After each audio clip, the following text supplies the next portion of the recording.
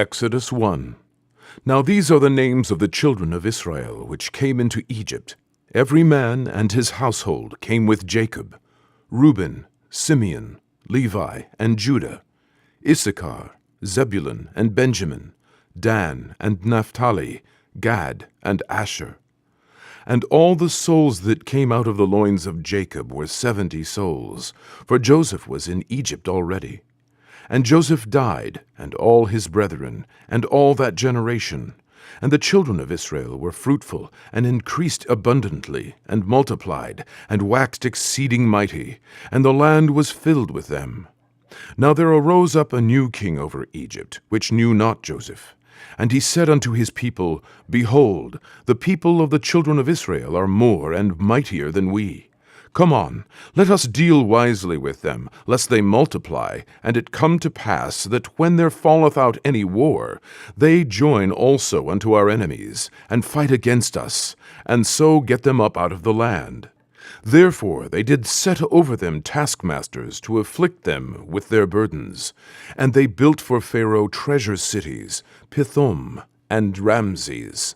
But the more they afflicted them, the more they multiplied and grew, and they were grieved because of the children of Israel. And the Egyptians made the children of Israel to serve with rigor, and they made their lives bitter with hard bondage, in mortar and in brick, and in all manner of service in the field. All their service wherein they made them serve was with rigor. And the king of Egypt spake to the Hebrew midwives, of which the name of one was Shiphrah, and the name of the other was Puah. And he said, When ye do the office of a midwife to the Hebrew women, and see them upon the stools, if it be a son, then ye shall kill him, but if it be a daughter, then she shall live. But the midwives feared God, and did not as the king of Egypt commanded them, but saved the men children alive. And the king of Egypt called for the midwives, and said unto them, Why have ye done this thing, and have saved the men children alive?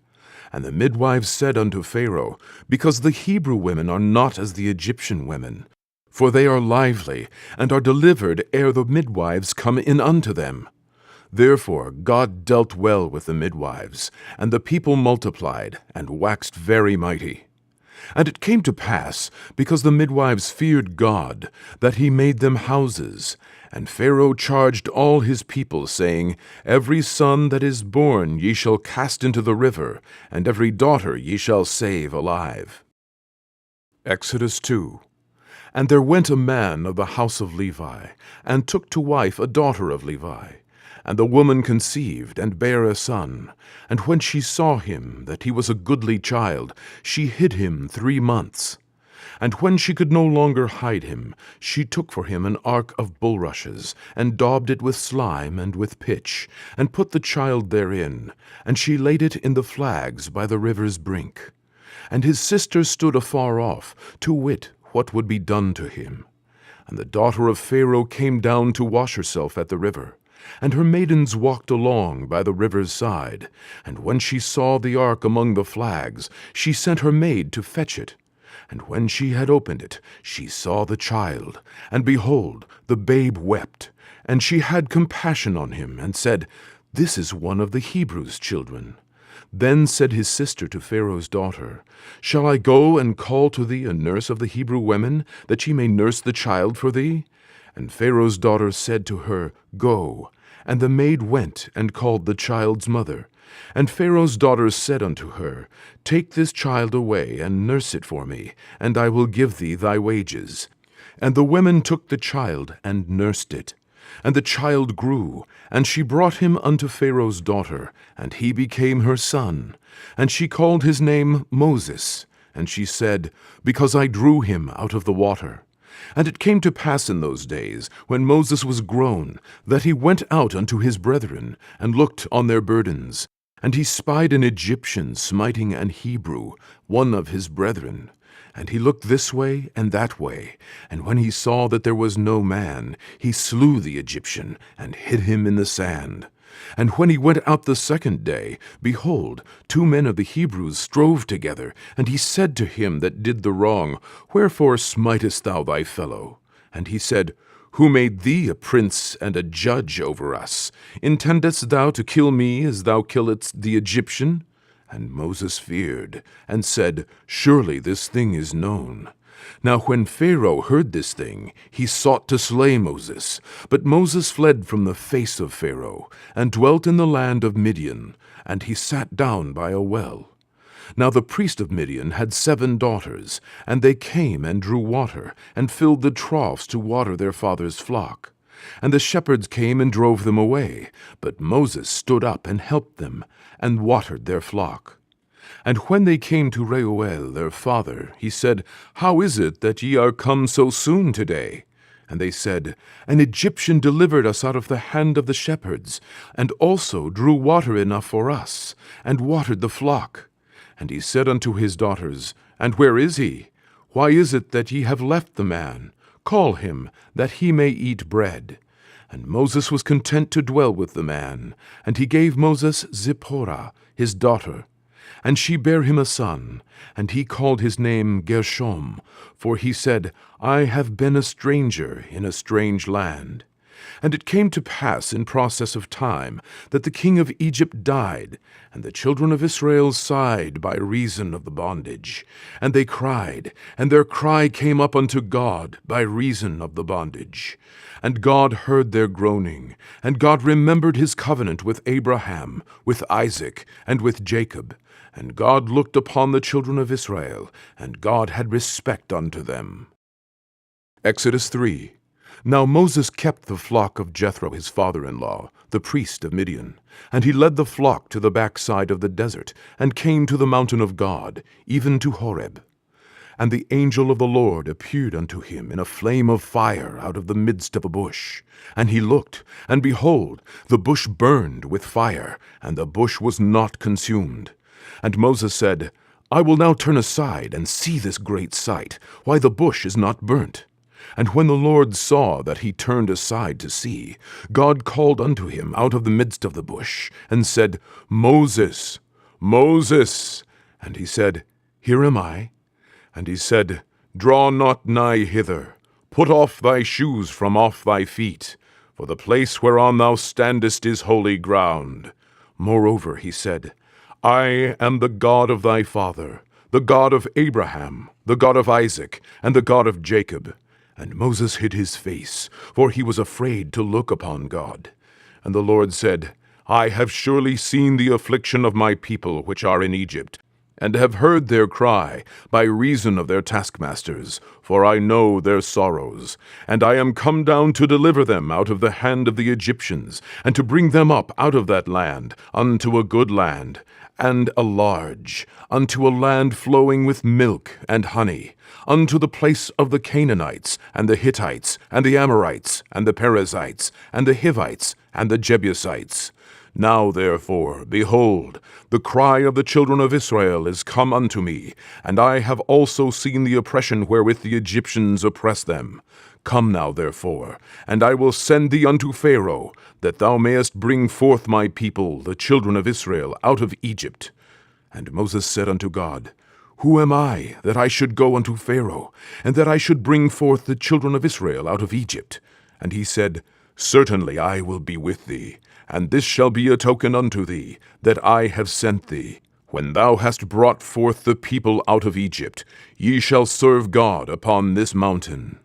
And Moses said unto God, Behold, when I come unto the children of Israel, and shall say unto them, The God of your fathers hath sent me unto you, and they shall say to me, What is his name?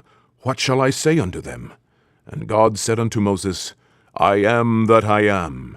And he said, Thus shalt thou say unto the children of Israel, I am hath sent me unto you.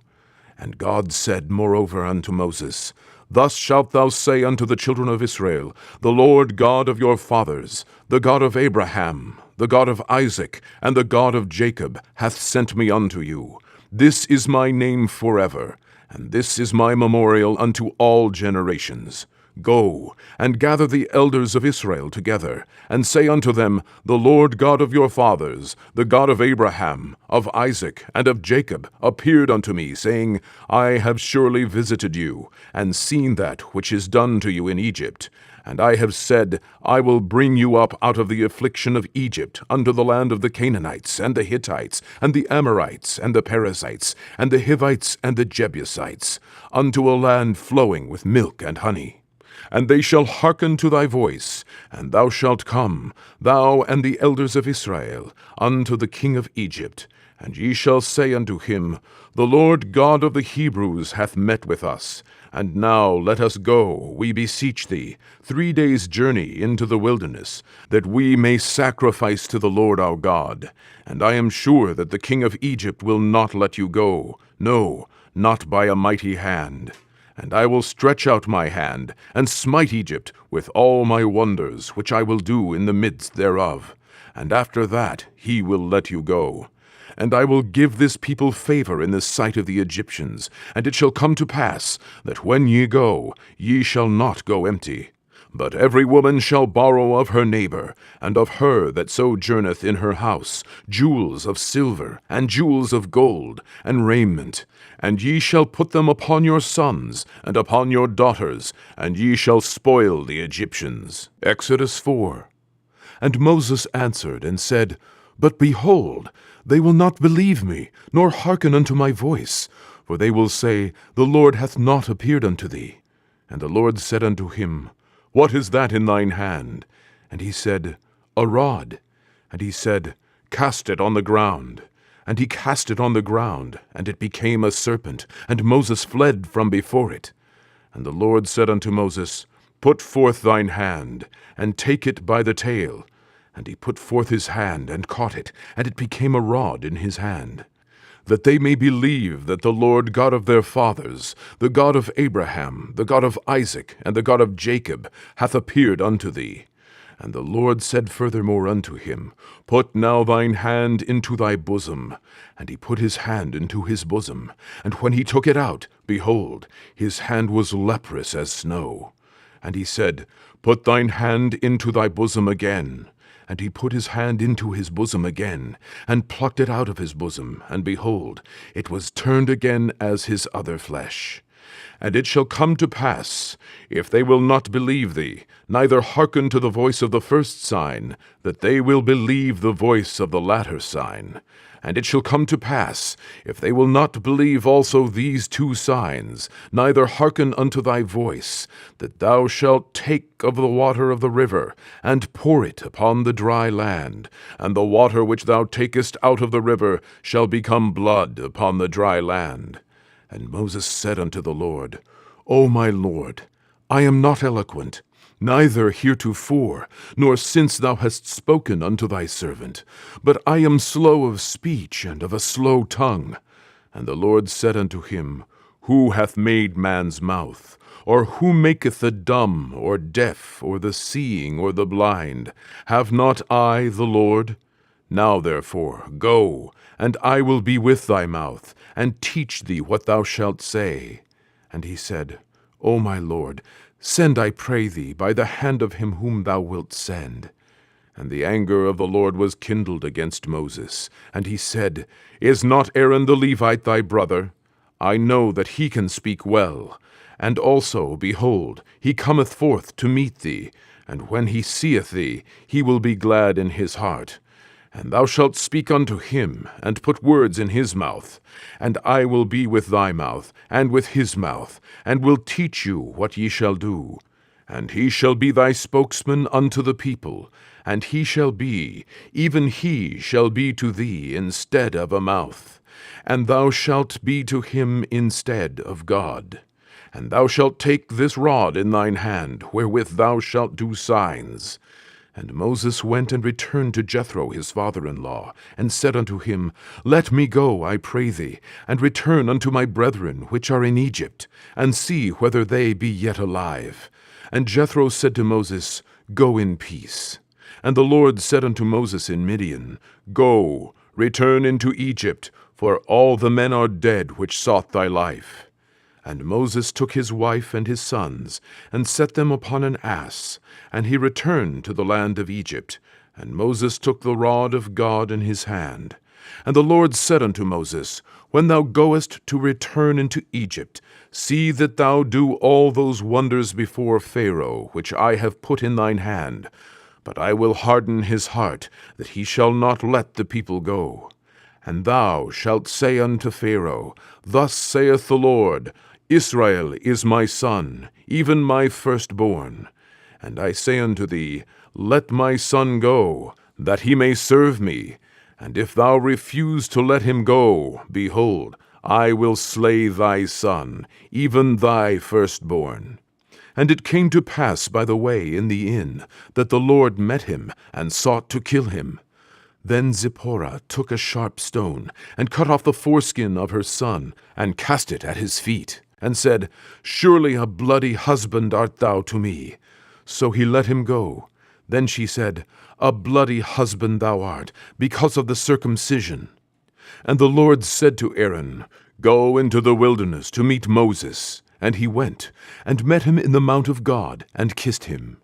And Moses told Aaron all the words of the Lord who had sent him, and all the signs which he had commanded him. And Moses and Aaron went and gathered together all the elders of the children of Israel. And Aaron spake all the words which the Lord had spoken unto Moses, and did the signs in the sight of the people. And the people believed, and when they heard that the Lord had visited the children of Israel, and that he had looked upon their affliction, then they bowed their heads and worshipped. Exodus 5.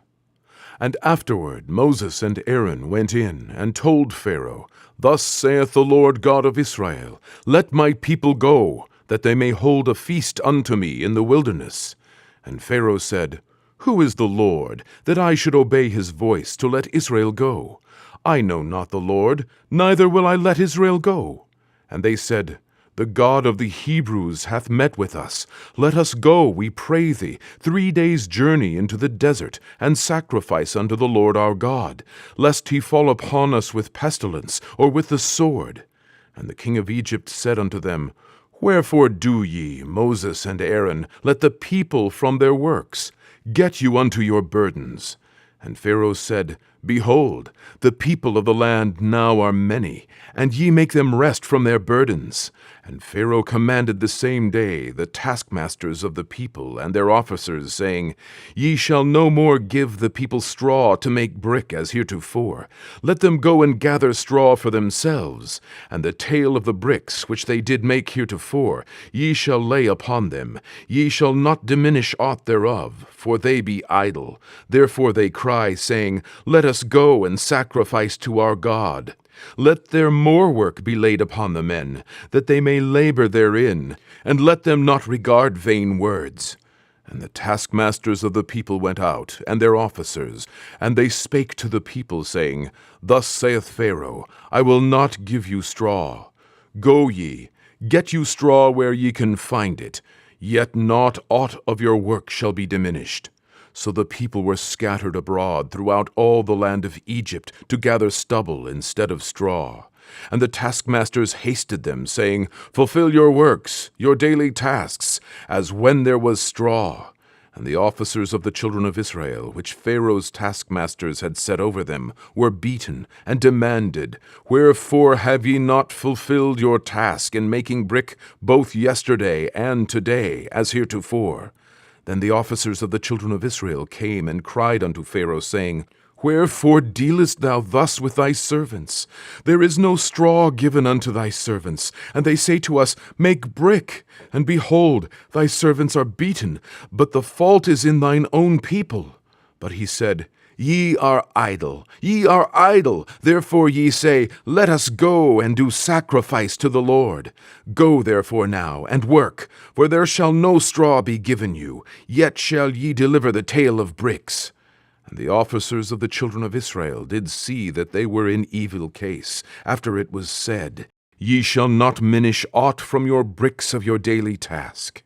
And they met Moses and Aaron, who stood in the way, as they came forth from Pharaoh. And they said unto them, The Lord look upon you and judge, because ye have made our Saviour to be abhorred in the eyes of Pharaoh, and in the eyes of his servants, to put a sword in their hand to slay us. And Moses returned unto the Lord, and said, Lord, wherefore hast thou so evil entreated this people? Why is it that thou hast sent me? For since I came to Pharaoh to speak in thy name, he hath done evil to this people. Neither hast thou delivered thy people at all. Exodus 6. Then the Lord said unto Moses, Now shalt thou see what I will do to Pharaoh. For with a strong hand shall he let them go, and with a strong hand shall he drive them out of his land. And God spake unto Moses, and said unto him, I am the Lord, and I appeared unto Abraham, unto Isaac, and unto Jacob, by the name of God Almighty. But by my name Jehovah was I not known to them. And I have also established my covenant with them, to give them the land of Canaan, the land of their pilgrimage, wherein they were strangers. And I have also heard the groaning of the children of Israel, whom the Egyptians keep in bondage, and I have remembered my covenant. Wherefore say unto the children of Israel, I am the Lord, and I will bring you out from under the burdens of the Egyptians, and I will rid you out of their bondage, and I will redeem you with a stretched out arm, and with great judgments. And I will take you to me for a people, and I will be to you a God. And ye shall know that I am the Lord your God, which bringeth you out from under the burdens of the Egyptians. And I will bring you in unto the land, concerning the which I did swear to give it to Abraham, to Isaac, and to Jacob, and I will give it you for an heritage. I am the Lord. And Moses spake so unto the children of Israel. But they hearkened not unto Moses for anguish of spirit, and for cruel bondage. And the Lord spake unto Moses, saying, Go in, speak unto Pharaoh king of Egypt, that he let the children of Israel go out of his land. And Moses spake before the Lord, saying, Behold, the children of Israel have not hearkened unto me. How then shall Pharaoh hear me, who am of uncircumcised lips? And the Lord spake unto Moses, and unto Aaron, and gave them a charge unto the children of Israel, and unto Pharaoh king of Egypt, to bring the children of Israel out of the land of Egypt. These be the heads of their fathers' houses, the sons of Reuben, the firstborn of Israel, Hanoch, and Palu, Hezron, and Carmi. These be the families of Reuben. And the sons of Simeon, Jemuel, and Jamin, and Ohad, and Jachin, and Zohar. And Shaul, the son of a Canaanitish woman. These are the families of Simeon. And these are the names of the sons of Levi, according to their generations, Gershon, and Kohath, and Merari. And the years of the life of Levi were 137 years. The sons of Gershon, Libni, and Shimni, according to their families. And the sons of Kohath, Amram, and Itzhar, and Hebron, and Uzziel. And the years of the life of Kohath were 133 years. And the sons of Merari, Mahali, and Mushi. These are the families of Levi, according to their generations. And Amram took him Jochebed, his father's sister, to wife, and she bare him Aaron and Moses. And the years of the life of Amram were 137 years. And the sons of Itzhar, Korah, and Nepheg, and Zikri. And the sons of Uzziel, Mishael, and Elzaphan, and Zithri.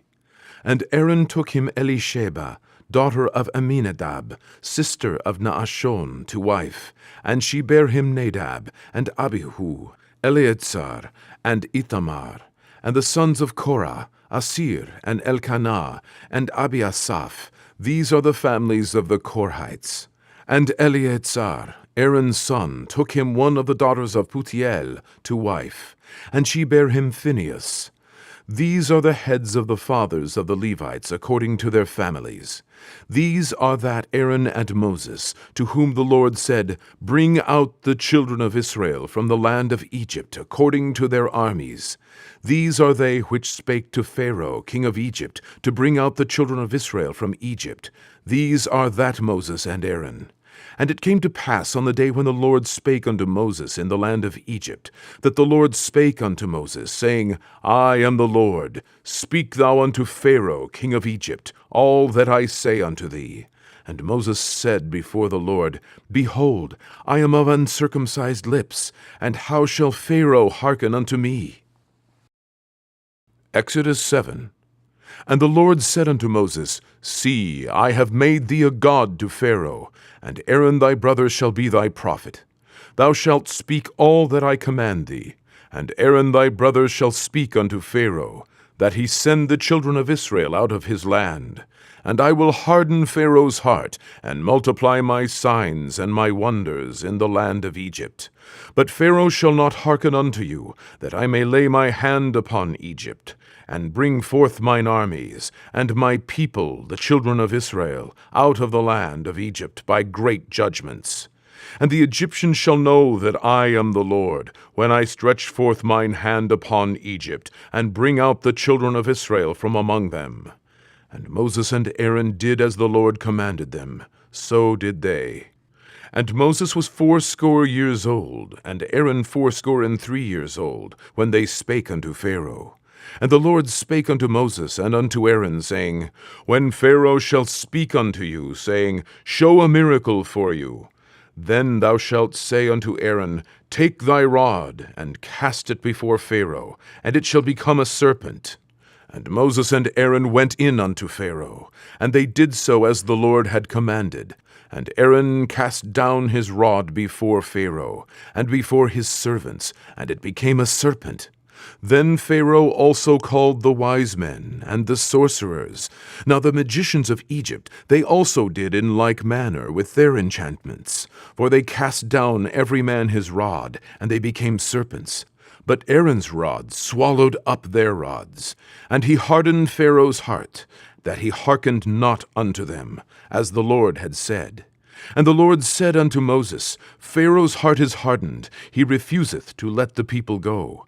Get thee unto Pharaoh in the morning. Lo, he goeth out unto the water, and thou shalt stand by the river's brink against he come.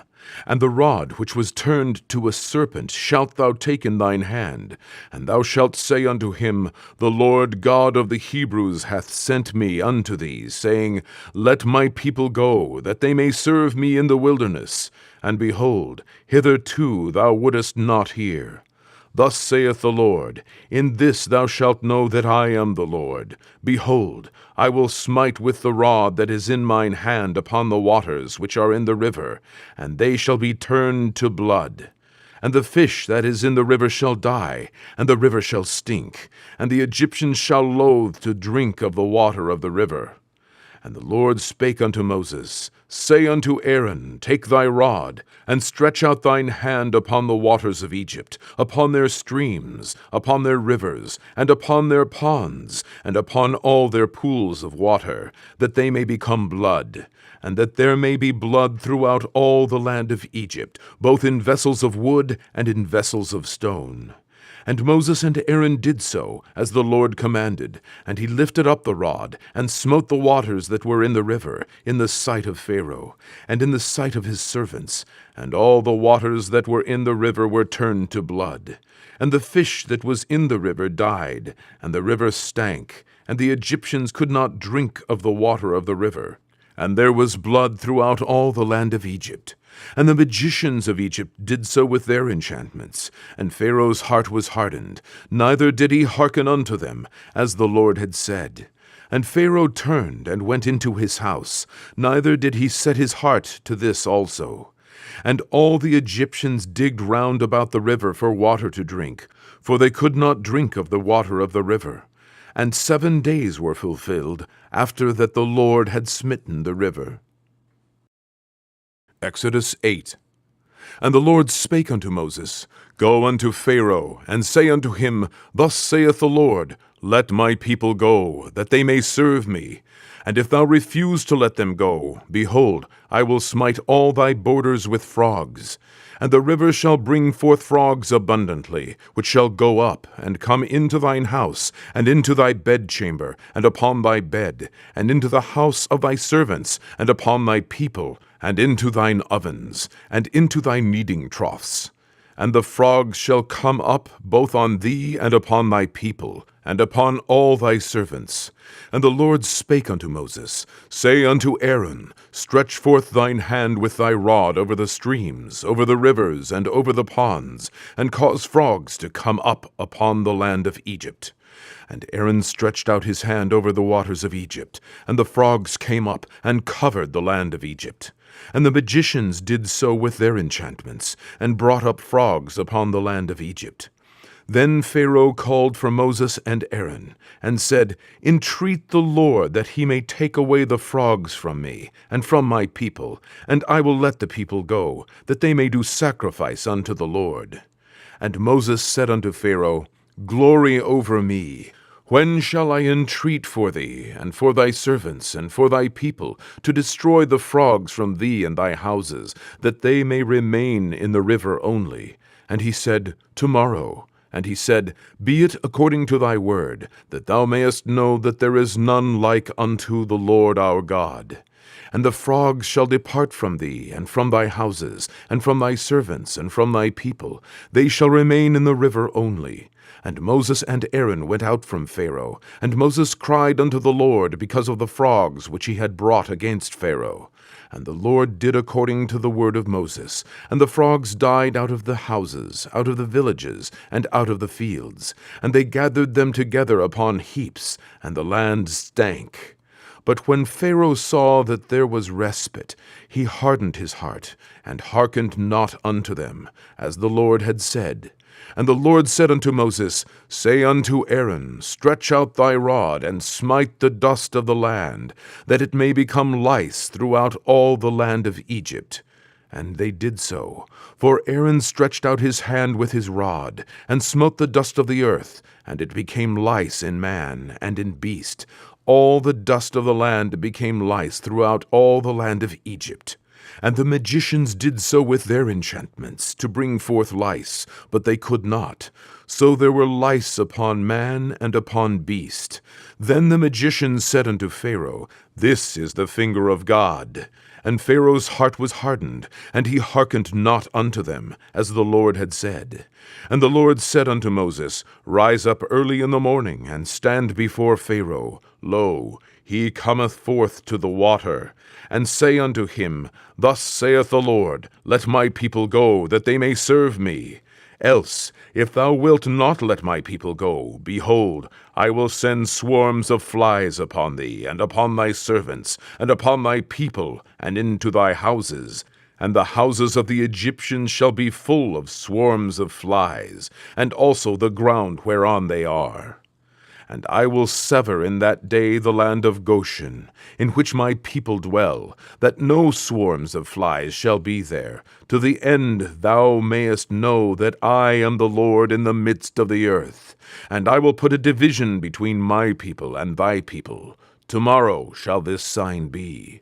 And the Lord did so. And there came a grievous swarm of flies into the house of Pharaoh, and into his servants' houses, and into all the land of Egypt. The land was corrupted by reason of the swarm of flies.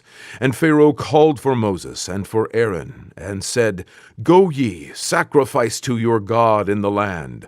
And Moses said, It is not meet so to do, for we shall sacrifice the abomination of the Egyptians to the Lord our God. Lo, shall we sacrifice the abomination of the Egyptians before their eyes, and will they not stone us? We will go 3 days' journey into the wilderness, and sacrifice to the Lord our God, as he shall command us. And Pharaoh said, I will let you go, that ye may sacrifice to the Lord your God in the wilderness. Only ye shall not go very far away. Entreat for me. And Moses said, Behold, I go out from thee, and I will entreat the Lord that the swarms of flies may depart from Pharaoh, from his servants, and from his people tomorrow. But let not Pharaoh deal deceitfully any more in not letting the people go to sacrifice to the Lord. And Moses went out from Pharaoh, and entreated the Lord. And the Lord did according to the word of Moses, and he removed the swarms of flies from Pharaoh, from his servants, and from his people. There remained not one. And Pharaoh hardened his heart at this time also, neither would he let the people go. Exodus 9. Then the Lord said unto Moses, Go in unto Pharaoh, and tell him, Thus saith the Lord God of the Hebrews, Let my people go, that they may serve me. For if thou refuse to let them go, and wilt hold them still, behold, the hand of the Lord is upon thy cattle, which is in the field, upon the horses, upon the asses, upon the camels, upon the oxen, and upon the sheep. There shall be a very grievous murrain. And the Lord shall sever between the cattle of Israel and the cattle of Egypt, and there shall nothing die of all that is the children's of Israel. And the Lord appointed a set time, saying, Tomorrow the Lord shall do this thing in the land. And the Lord did that thing on the morrow, and all the cattle of Egypt died. But of the cattle of the children of Israel died not one. And Pharaoh sent, and behold, there was not one of the cattle of the Israelites dead. And the heart of Pharaoh was hardened, and he did not let the people go. And the Lord said unto Moses and unto Aaron, Take to you handfuls of ashes of the furnace, and let Moses sprinkle it toward the heaven in the sight of Pharaoh. And it shall become small dust in all the land of Egypt, and shall be a boil breaking forth with blains upon man and upon beast throughout all the land of Egypt. And they took ashes of the furnace, and stood before Pharaoh, and Moses sprinkled it up toward heaven, and it became a boil breaking forth with blains upon man and upon beast. And the magicians could not stand before Moses because of the boils, for the boil was upon the magicians and upon all the Egyptians. And the Lord hardened the heart of Pharaoh, and he hearkened not unto them, as the Lord had spoken unto Moses. And the Lord said unto Moses, Rise up early in the morning, and stand before Pharaoh, and say unto him, Thus saith the Lord God of the Hebrews, Let my people go, that they may serve me. For I will at this time send all my plagues upon thine heart, and upon thy servants, and upon thy people, that thou mayest know that there is none like me in all the earth. For now I will stretch out my hand, that I may smite thee and thy people with pestilence, and thou shalt be cut off from the earth. And in very deed for this cause have I raised thee up, for to show in thee my power, and that my name may be declared throughout all the earth. As yet exaltest thou thyself against my people, that thou wilt not let them go? Behold, tomorrow about this time I will cause it to rain a very grievous hail, such as hath not been in Egypt since the foundation thereof, even until now. Send therefore now, and gather thy cattle, and all that thou hast in the field. For upon every man and beast which shall be found in the field, and shall not be brought home, the hail shall come down upon them, and they shall die. He that feared the word of the Lord among the servants of Pharaoh made his servants and his cattle flee into the houses. And he that regarded not the word of the Lord left his servants and his cattle in the field. And the Lord said unto Moses, Stretch forth thine hand toward heaven, that there may be hail in all the land of Egypt, upon man, and upon beast, and upon every herb of the field throughout the land of Egypt. And Moses stretched forth his rod toward heaven, and the Lord sent thunder and hail, and the fire ran along upon the ground, and the Lord rained hail upon the land of Egypt. So there was hail, and fire mingled with the hail, very grievous, such as there was none like it in all the land of Egypt, since it became a nation. And the hail smote throughout all the land of Egypt, all that was in the field, both man and beast. And the hail smote every herb of the field, and brake every tree of the field. Only in the land of Goshen, where the children of Israel were, was there no hail. And Pharaoh sent and called for Moses and Aaron, and said unto them, I have sinned this time. The Lord is righteous, and I and my people are wicked. Entreat the Lord, for it is enough, that there be no more mighty thunderings and hail, and I will let you go, and ye shall stay no longer. And Moses said unto him, As soon as I am gone out of the city, I will spread abroad my hands unto the Lord, and the thunder shall cease, neither shall there be any more hail, that thou mayest know how that the earth is the Lord's. But as for thee and thy servants, I know that ye will not yet fear the Lord God. And the flax and the barley was smitten, for the barley was in the ear, and the flax was bold. But the wheat and the rye were not smitten, for they were not grown up. And Moses went out of the city from Pharaoh, and spread abroad his hands unto the Lord. And the thunders and hail ceased, and the rain was not poured upon the earth. And when Pharaoh saw that the rain and the hail and the thunders were ceased, he sinned yet more, and hardened his heart, he and his servants. And the heart of Pharaoh was hardened, neither would he let the children of Israel go, as the Lord had spoken by Moses. Exodus 10. And the Lord said unto Moses, Go in unto Pharaoh, for I have hardened his heart, and the heart of his servants, that I might show these my signs before him, and that thou mayest tell in the ears of thy son, and of thy son's son, what things I have wrought in Egypt, and my signs which I have done among them, that ye may know how that I am the Lord. And Moses and Aaron came in unto Pharaoh, and said unto him, Thus saith the Lord God of the Hebrews, How long wilt thou refuse to humble thyself before me? Let my people go, that they may serve me. Else, if thou refuse to let my people go, behold, tomorrow will I bring the locusts into thy coast. And they shall cover the face of the earth, that one cannot be able to see the earth. And they shall eat the residue of that which is escaped, which remaineth unto you from the hail, and shall eat every tree which groweth for you out of the field. And they shall fill thy houses, and the houses of all thy servants, and the houses of all the Egyptians, which neither thy fathers nor thy fathers' fathers have seen, since the day that they were upon the earth, unto this day. And he turned himself, and went out from Pharaoh. And Pharaoh's servants said unto him, How long shall this man be a snare unto us? Let the men go, that they may serve the Lord their God. Knowest thou not yet that Egypt is destroyed? And Moses and Aaron were brought again unto Pharaoh. And he said unto them, Go, serve the Lord your God. But who are they that shall go? And Moses said, We will go with our young, and with our old, and with our sons, and with our daughters. With our flocks and with our herds will we go, for we must hold a feast unto the Lord. And he said unto them, Let the Lord be so with you, as I will let you go, and your little ones. Look to it, for evil is before you. Not so. Go now, ye that are men, and serve the Lord, for that ye did desire. And they were driven out from Pharaoh's presence. And the Lord said unto Moses, Stretch out thine hand over the land of Egypt for the locusts, that they may come up upon the land of Egypt, and eat every herb of the land, even all that the hail hath left.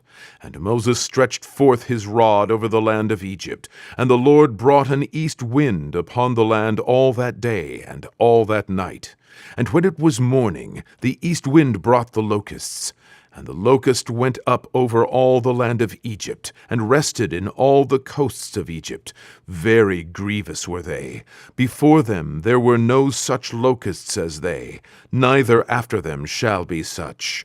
For they covered the face of the whole earth, so that the land was darkened. And they did eat every herb of the land, and all the fruit of the trees which the hail had left. And there remained not any green thing in the trees, or in the herbs of the field, through all the land of Egypt. Then Pharaoh called for Moses and Aaron in haste, and he said, I have sinned against the Lord your God, and against you. Now therefore forgive, I pray thee, my sin only this once, and entreat the Lord your God, that he may take away from me this death only. And he went out from Pharaoh, and entreated the Lord. And the Lord turned a mighty strong west wind, which took away the locusts, and cast them into the Red Sea. There remained not one locust in all the coasts of Egypt. But the Lord hardened Pharaoh's heart, so that he would not let the children of Israel go. And the Lord said unto Moses, Stretch out thine hand toward heaven, that there may be darkness over the land of Egypt, even darkness which may be felt. And Moses stretched forth his hand toward heaven, and there was a thick darkness in all the land of Egypt 3 days. They saw not one another, neither rose any from his place for 3 days, but all the children of Israel had light in their dwellings. And Pharaoh called unto Moses, and said, Go ye, serve the Lord. Only let your flocks and your herds be stayed. Let your little ones also go with you.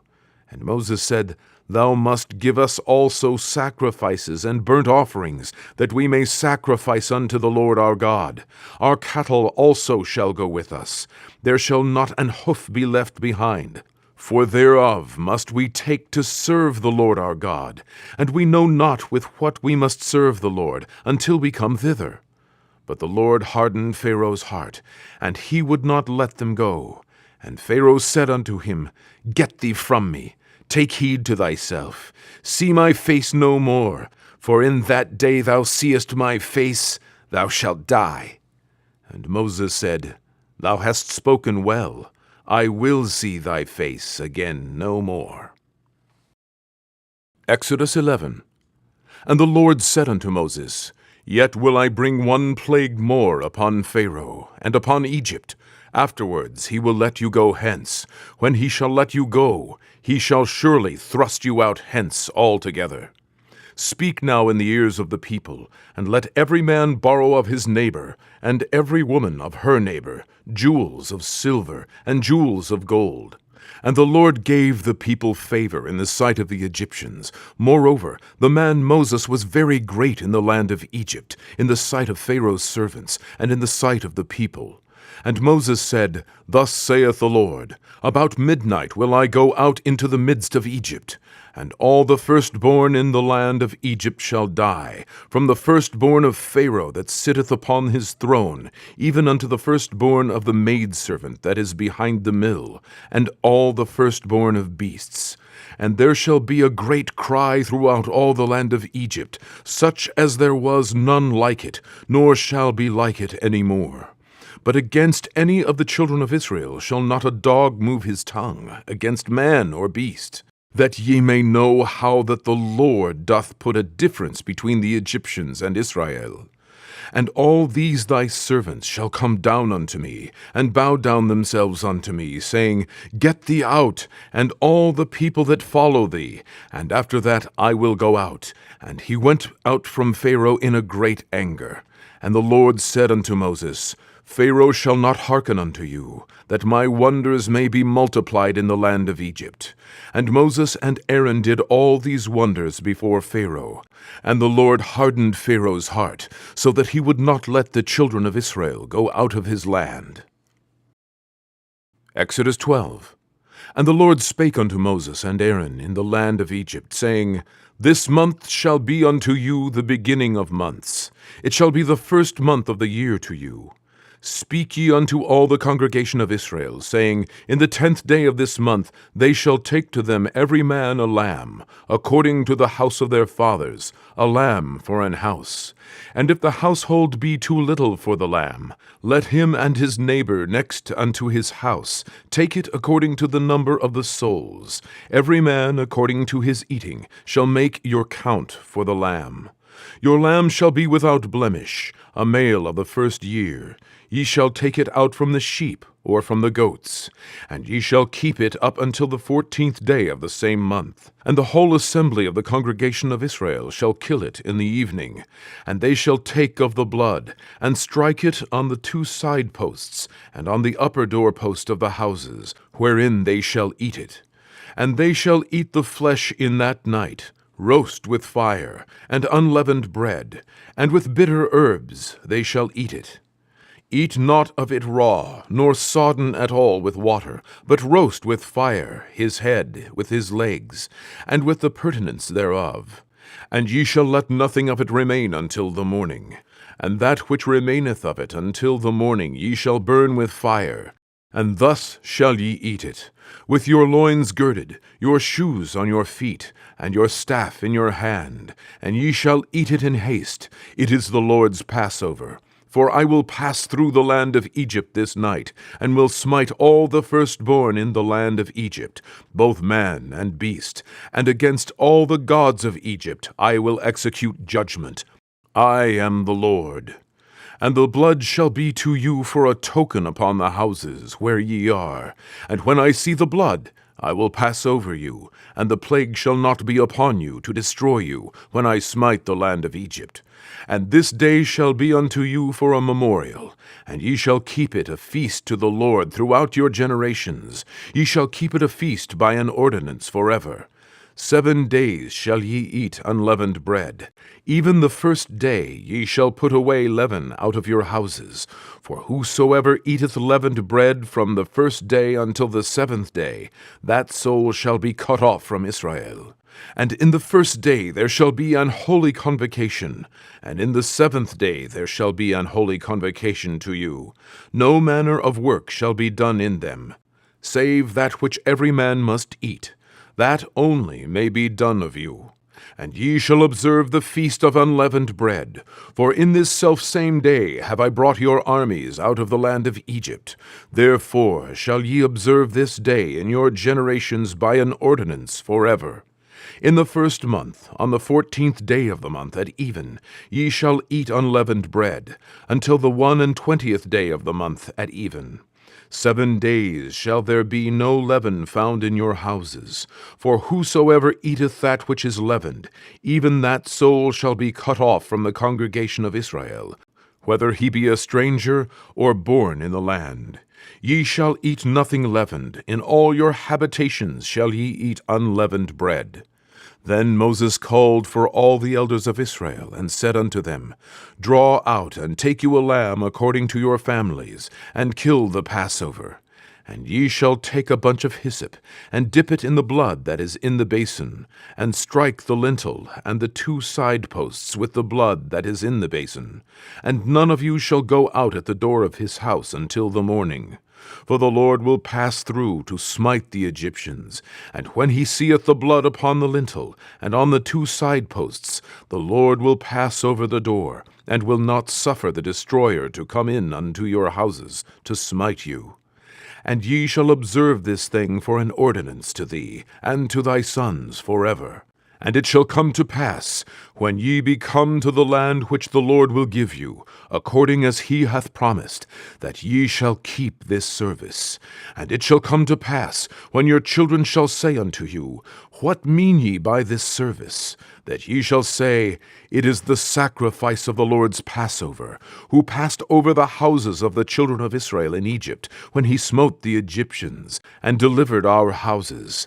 And the people bowed the head and worshipped. And the children of Israel went away, and did as the Lord had commanded Moses and Aaron. So did they. And it came to pass that at midnight the Lord smote all the firstborn in the land of Egypt, from the firstborn of Pharaoh that sat on his throne, unto the firstborn of the captive that was in the dungeon, and all the firstborn of cattle. And Pharaoh rose up in the night, he and all his servants, and all the Egyptians, and there was a great cry in Egypt, for there was not a house where there was not one dead. And he called for Moses and Aaron by night, and said, Rise up, and get you forth from among my people, both ye and the children of Israel, and go, serve the Lord as ye have said. Also take your flocks and your herds as ye have said, and be gone, and bless me also. And the Egyptians were urgent upon the people, that they might send them out of the land in haste. For they said, We be all dead men. And the people took their dough before it was leavened, their kneading troughs being bound up in their clothes upon their shoulders. And the children of Israel did according to the word of Moses. And they borrowed of the Egyptians jewels of silver, and jewels of gold, and raiment. And the Lord gave the people favor in the sight of the Egyptians, so that they lent unto them such things as they required, and they spoiled the Egyptians. And the children of Israel journeyed from Ramses to Succoth, about 600,000 on foot, that were men beside children. And a mixed multitude went up also with them, and flocks and herds, even very much cattle. And they baked unleavened cakes of the dough which they brought forth out of Egypt, for it was not leavened, because they were thrust out of Egypt, and could not tarry, neither had they prepared for themselves any victual. Now the sojourning of the children of Israel, who dwelt in Egypt, was 430 years. And it came to pass at the end of the 430 years, even the selfsame day it came to pass, that all the hosts of the Lord went out from the land of Egypt. It is a night to be much observed unto the Lord for bringing them out of the land of Egypt. This is that night of the Lord, to be observed of all the children of Israel in their generations.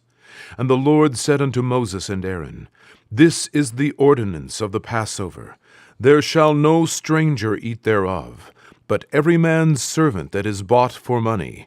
When thou hast circumcised him, then shall he eat thereof. A foreigner and an hired servant shall not eat thereof. In one house shall it be eaten. Thou shalt not carry forth aught of the flesh abroad out of the house.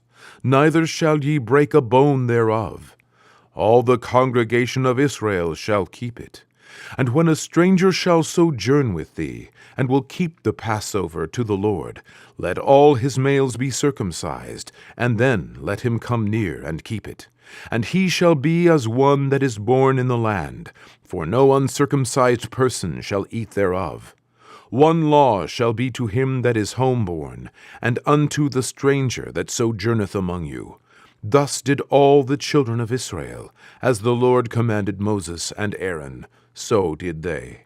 And it came to pass the selfsame day, that the Lord did bring the children of Israel out of the land of Egypt by their armies. Exodus 13. And the Lord spake unto Moses, saying, Sanctify unto me all the firstborn, whatsoever openeth the womb among the children of Israel, both of man and of beast, it is mine.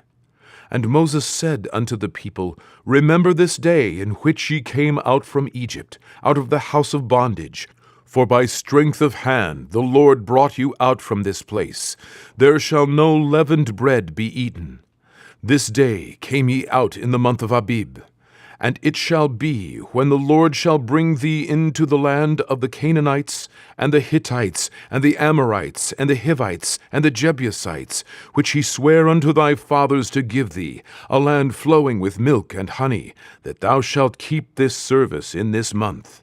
7 days thou shalt eat unleavened bread, and in the 7th day shall be a feast to the Lord. Unleavened bread shall be eaten 7 days, and there shall no leavened bread be seen with thee, neither shall there be leaven seen with thee in all thy quarters. And thou shalt show thy son in that day, saying, This is done because of that which the Lord did unto me, when I came forth out of Egypt. And it shall be a sign unto thee upon thine hand, and for a memorial between thine eyes, that the Lord's law may be in thy mouth. For with a strong hand hath the Lord brought thee out of Egypt. Thou shalt therefore keep this ordinance in his season from year to year. And it shall be, when the Lord shall bring thee into the land of the Canaanites, as he sware unto thee and to thy fathers, and shall give it thee, that thou shalt set apart unto the Lord all that openeth the matrix, and every firstling that cometh of a beast which thou hast, the males shall be the Lord's. And every firstling of an ass thou shalt redeem with a lamb, and if thou wilt not redeem it, then thou shalt break his neck. And all the firstborn of man among thy children shalt thou redeem. And it shall be, when thy son asketh thee in time to come, saying, What is this? that thou shalt say unto him, By strength of hand the Lord brought us out from Egypt, from the house of bondage. And it came to pass, when Pharaoh would hardly let us go, that the Lord slew all the firstborn in the land of Egypt, both the firstborn of man and the firstborn of beast. Therefore I sacrifice to the Lord all that openeth the matrix, being males, but all the firstborn of my children I redeem. And it shall be for a token upon thine hand, and for frontlets between thine eyes. For by strength of hand the Lord brought us forth out of Egypt. And it came to pass, when Pharaoh had let the people go, that God led them not through the way of the land of the Philistines, although that was near. For God said, Lest peradventure the people repent when they see war, and they return to Egypt. But God led the people about through the way of the wilderness of the Red Sea, and the children of Israel went up harnessed out of the land of Egypt. And Moses took the bones of Joseph with him, for he had straitly sworn the children of Israel, saying, God will surely visit you, and ye shall carry up my bones away hence with you. And they took their journey from Sukkot, and encamped in Etam, in the edge of the wilderness. And the Lord went before them by day in a pillar of a cloud, to lead them the way, and by night in a pillar of fire, to give them light, to go by day and night. He took not away the pillar of cloud by day, nor the pillar of fire by night, from before the people. Exodus 14. And the Lord spake unto Moses, saying, Speak unto the children of Israel, that they turn and encamp before Pihahiroth, between Migdol and the sea, over against Baal-Zephon. Before it shall ye encamp by the sea. For Pharaoh will say of the children of Israel, They are entangled in the land, the wilderness hath shut them in. And I will harden Pharaoh's heart, that he shall follow after them. And I will be honored upon Pharaoh, and upon all his host, that the Egyptians may know that I am the Lord. And they did so. And it was told the king of Egypt that the people fled. And the heart of Pharaoh and of his servants was turned against the people. And they said, Why have we done this, that we have let Israel go from serving us? And he made ready his chariot, and took his people with him. And he took 600 chosen chariots, and all the chariots of Egypt, and captains over every one of them.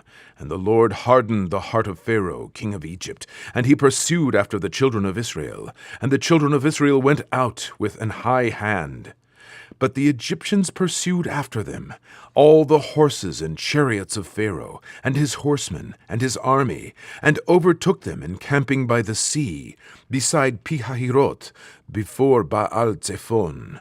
And when Pharaoh drew nigh, the children of Israel lifted up their eyes, and behold, the Egyptians marched after them, and they were sore afraid. And the children of Israel cried out unto the Lord. And they said unto Moses, Because there were no graves in Egypt, hast thou taken us away to die in the wilderness? Wherefore hast thou dealt thus with us, to carry us forth out of Egypt? Is not this the word that we did tell thee in Egypt, saying, Let us alone, that we may serve the Egyptians? For it had been better for us to serve the Egyptians than that we should die in the wilderness. And Moses said unto the people, Fear ye not, stand still, and see the salvation of the Lord, which he will show to you today.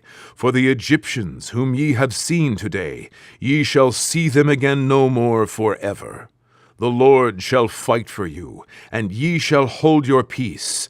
And the Lord said unto Moses, Wherefore criest thou unto me? Speak unto the children of Israel, that they go forward.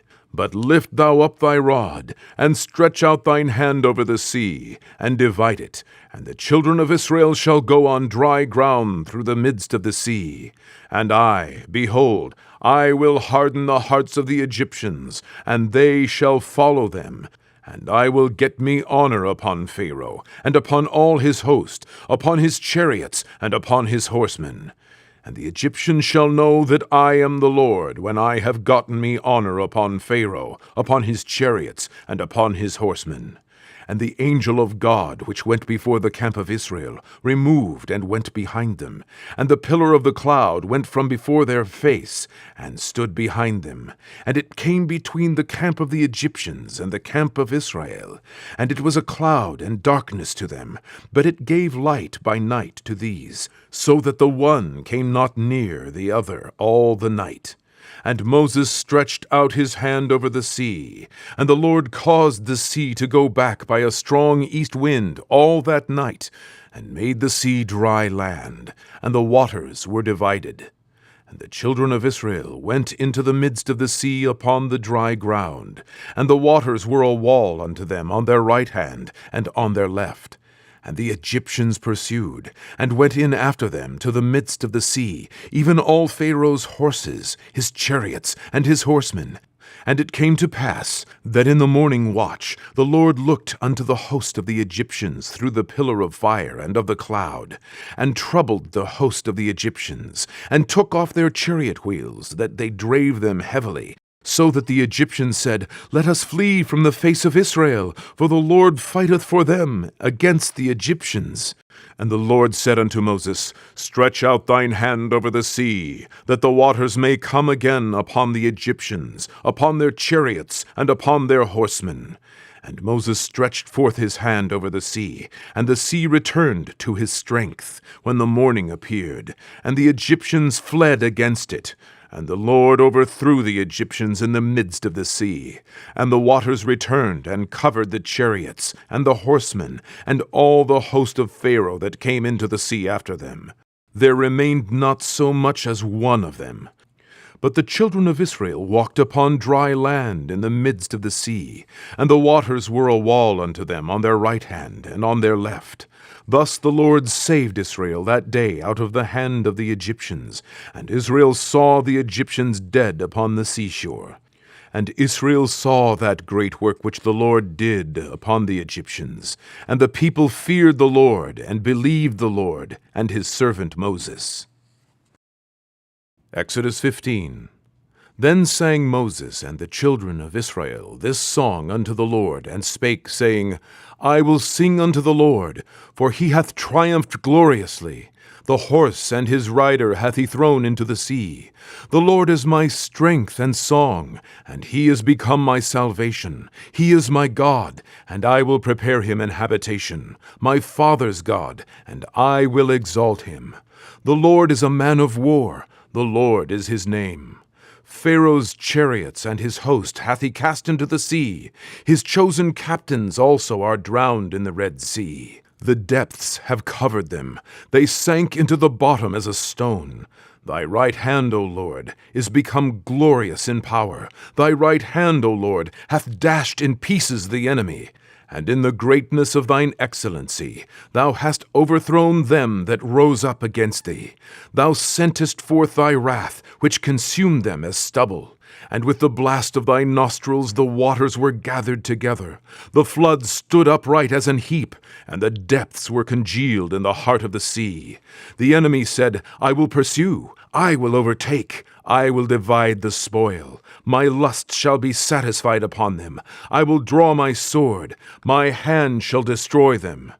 Thou didst blow with thy wind. The sea covered them. They sank as lead in the mighty waters. Who is like unto thee, O Lord, among the gods? Who is like thee, glorious in holiness, fearful in praises, doing wonders? Thou stretchedst out thy right hand. The earth swallowed them. Thou in thy mercy hast led forth the people which thou hast redeemed. Thou hast guided them in thy strength unto thy holy habitation. The people shall hear and be afraid. Sorrow shall take hold on the inhabitants of Palestina. Then the dukes of Edom shall be amazed. The mighty men of Moab, trembling, shall take hold upon them. All the inhabitants of Canaan shall melt away. Fear and dread shall fall upon them. By the greatness of thine arm they shall be as still as a stone. Till thy people pass over, O Lord, till the people pass over, which thou hast purchased. Thou shalt bring them in, and plant them in the mountain of thine inheritance, in the place, O Lord, which thou hast made for thee to dwell in the sanctuary, O Lord, which thy hands have established. The Lord shall reign forever and ever. For the horse of Pharaoh went in with his chariots and with his horsemen into the sea, and the Lord brought again the waters of the sea upon them. But the children of Israel went on dry land in the midst of the sea.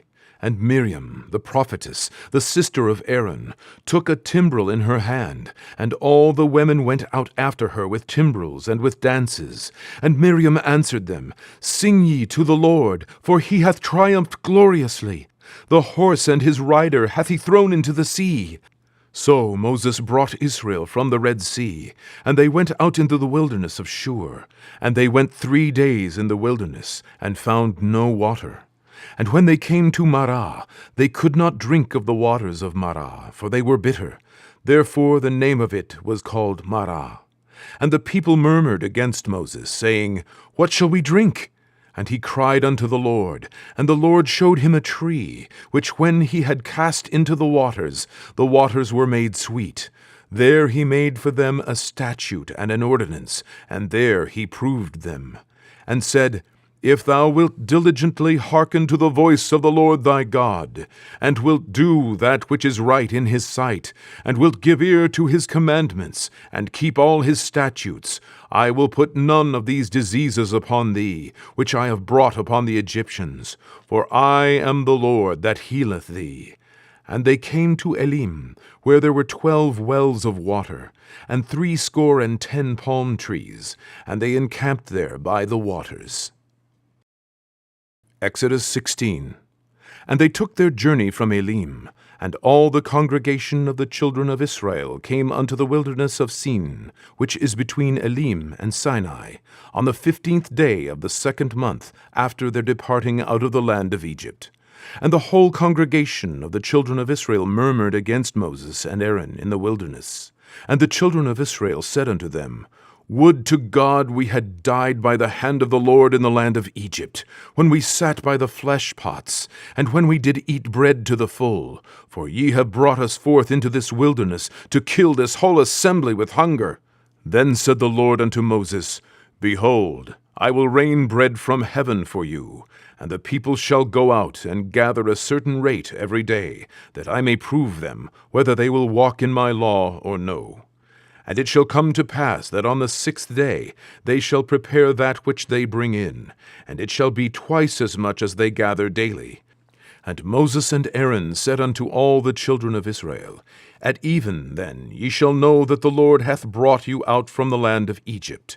And in the morning then ye shall see the glory of the Lord, for that he heareth your murmurings against the Lord. And what are we, that ye murmur against us? And Moses said, This shall be, when the Lord shall give you in the evening flesh to eat, and in the morning bread to the full, for that the Lord heareth your murmurings, which ye murmur against him. And what are we? Your murmurings are not against us, but against the Lord. And Moses spake unto Aaron, Say unto all the congregation of the children of Israel, Come near before the Lord, for he hath heard your murmurings. And it came to pass, as Aaron spake unto the whole congregation of the children of Israel, that they looked toward the wilderness, and behold, the glory of the Lord appeared in the cloud.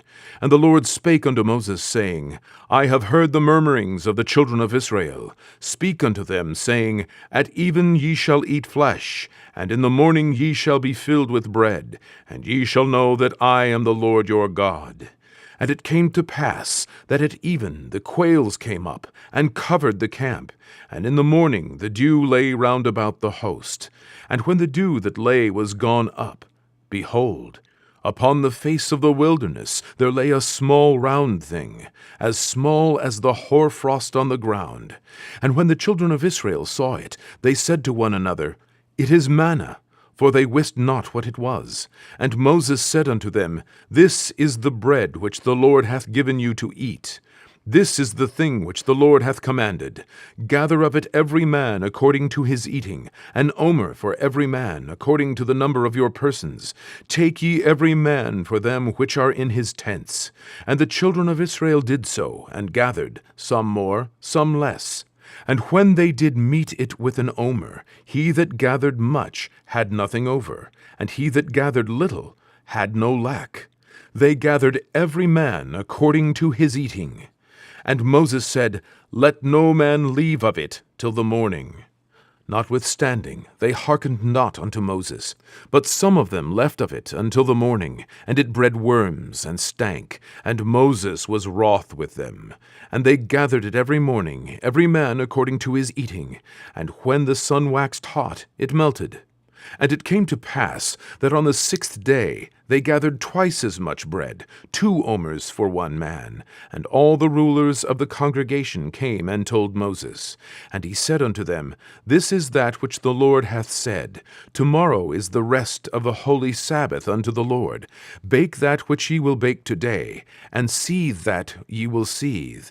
And that which remaineth over lay up for you to be kept until the morning. And they laid it up till the morning, as Moses bade, and it did not stink, neither was there any worm therein. And Moses said, Eat that today, for today is a Sabbath unto the Lord. Today ye shall not find it in the field. 6 days ye shall gather it, but on the 7th day, which is the Sabbath, in it there shall be none. And it came to pass that there went out some of the people on the 7th day for to gather, and they found none. And the Lord said unto Moses, How long refuse ye to keep my commandments and my laws?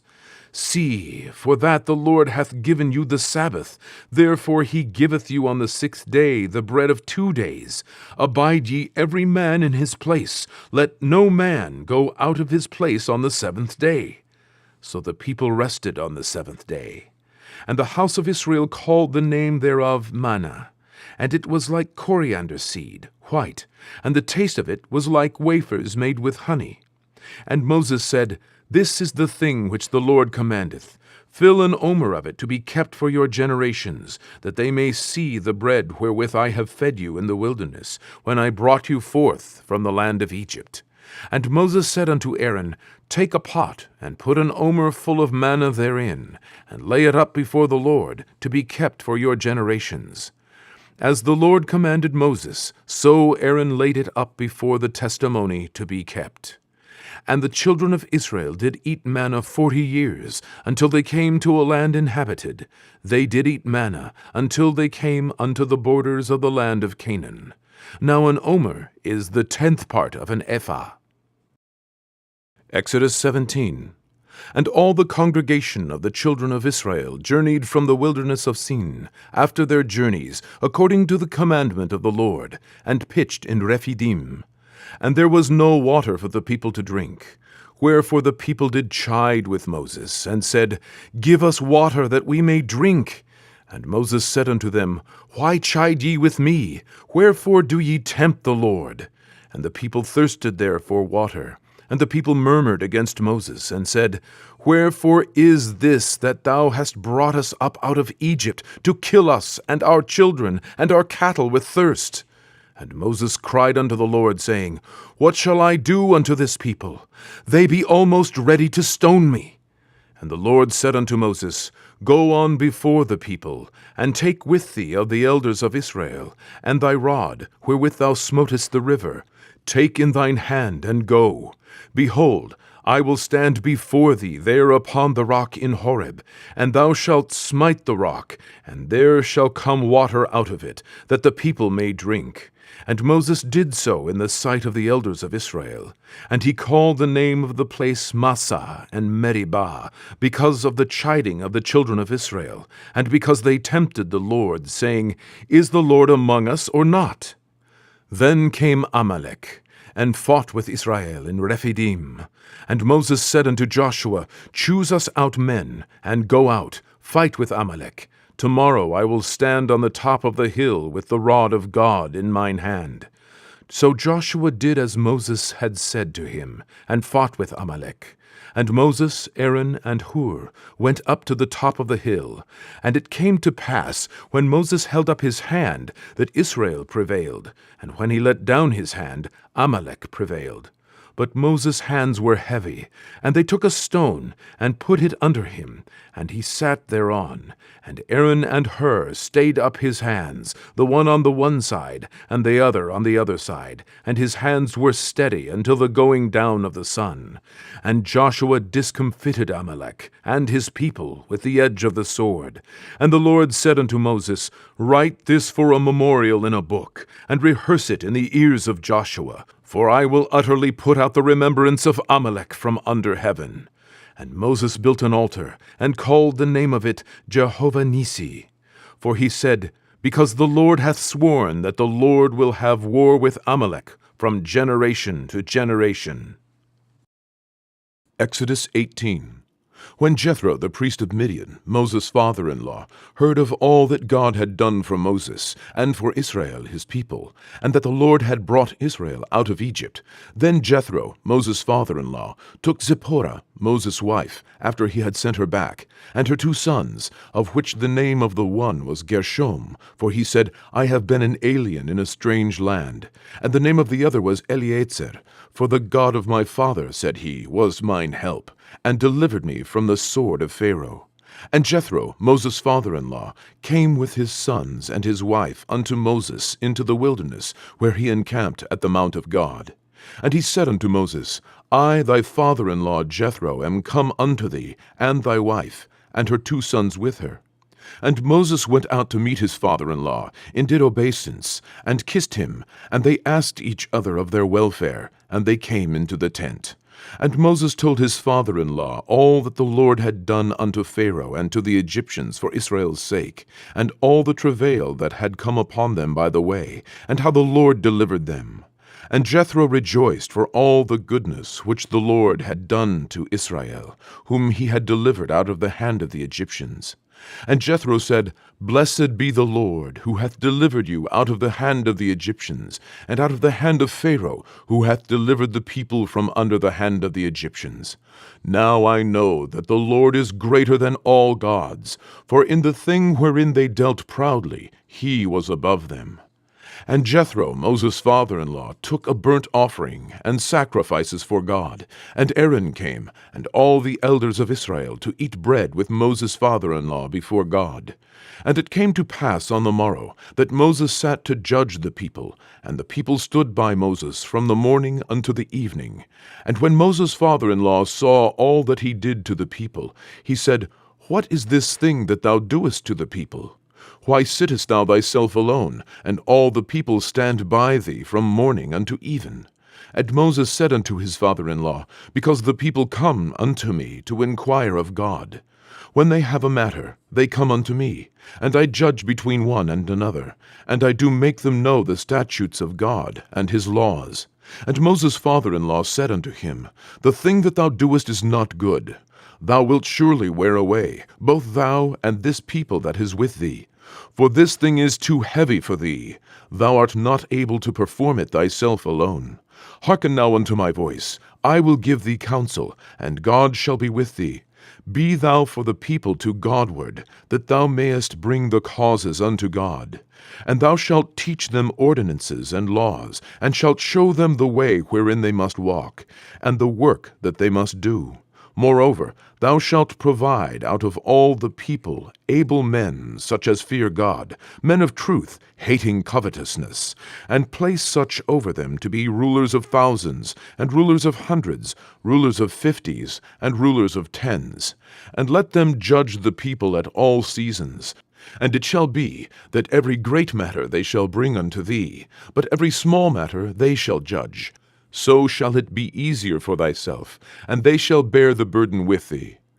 If thou shalt do this thing, and God command thee so, then thou shalt be able to endure, and all this people shall also go to their place in peace. So Moses hearkened to the voice of his father-in-law, and did all that he had said. And Moses chose able men out of all Israel, and made them heads over the people, rulers of thousands, rulers of hundreds, rulers of fifties, and rulers of tens. And they judged the people at all seasons. The hard causes they brought unto Moses, but every small matter they judged themselves. And Moses let his father-in-law depart, and he went his way into his own land. Exodus 19.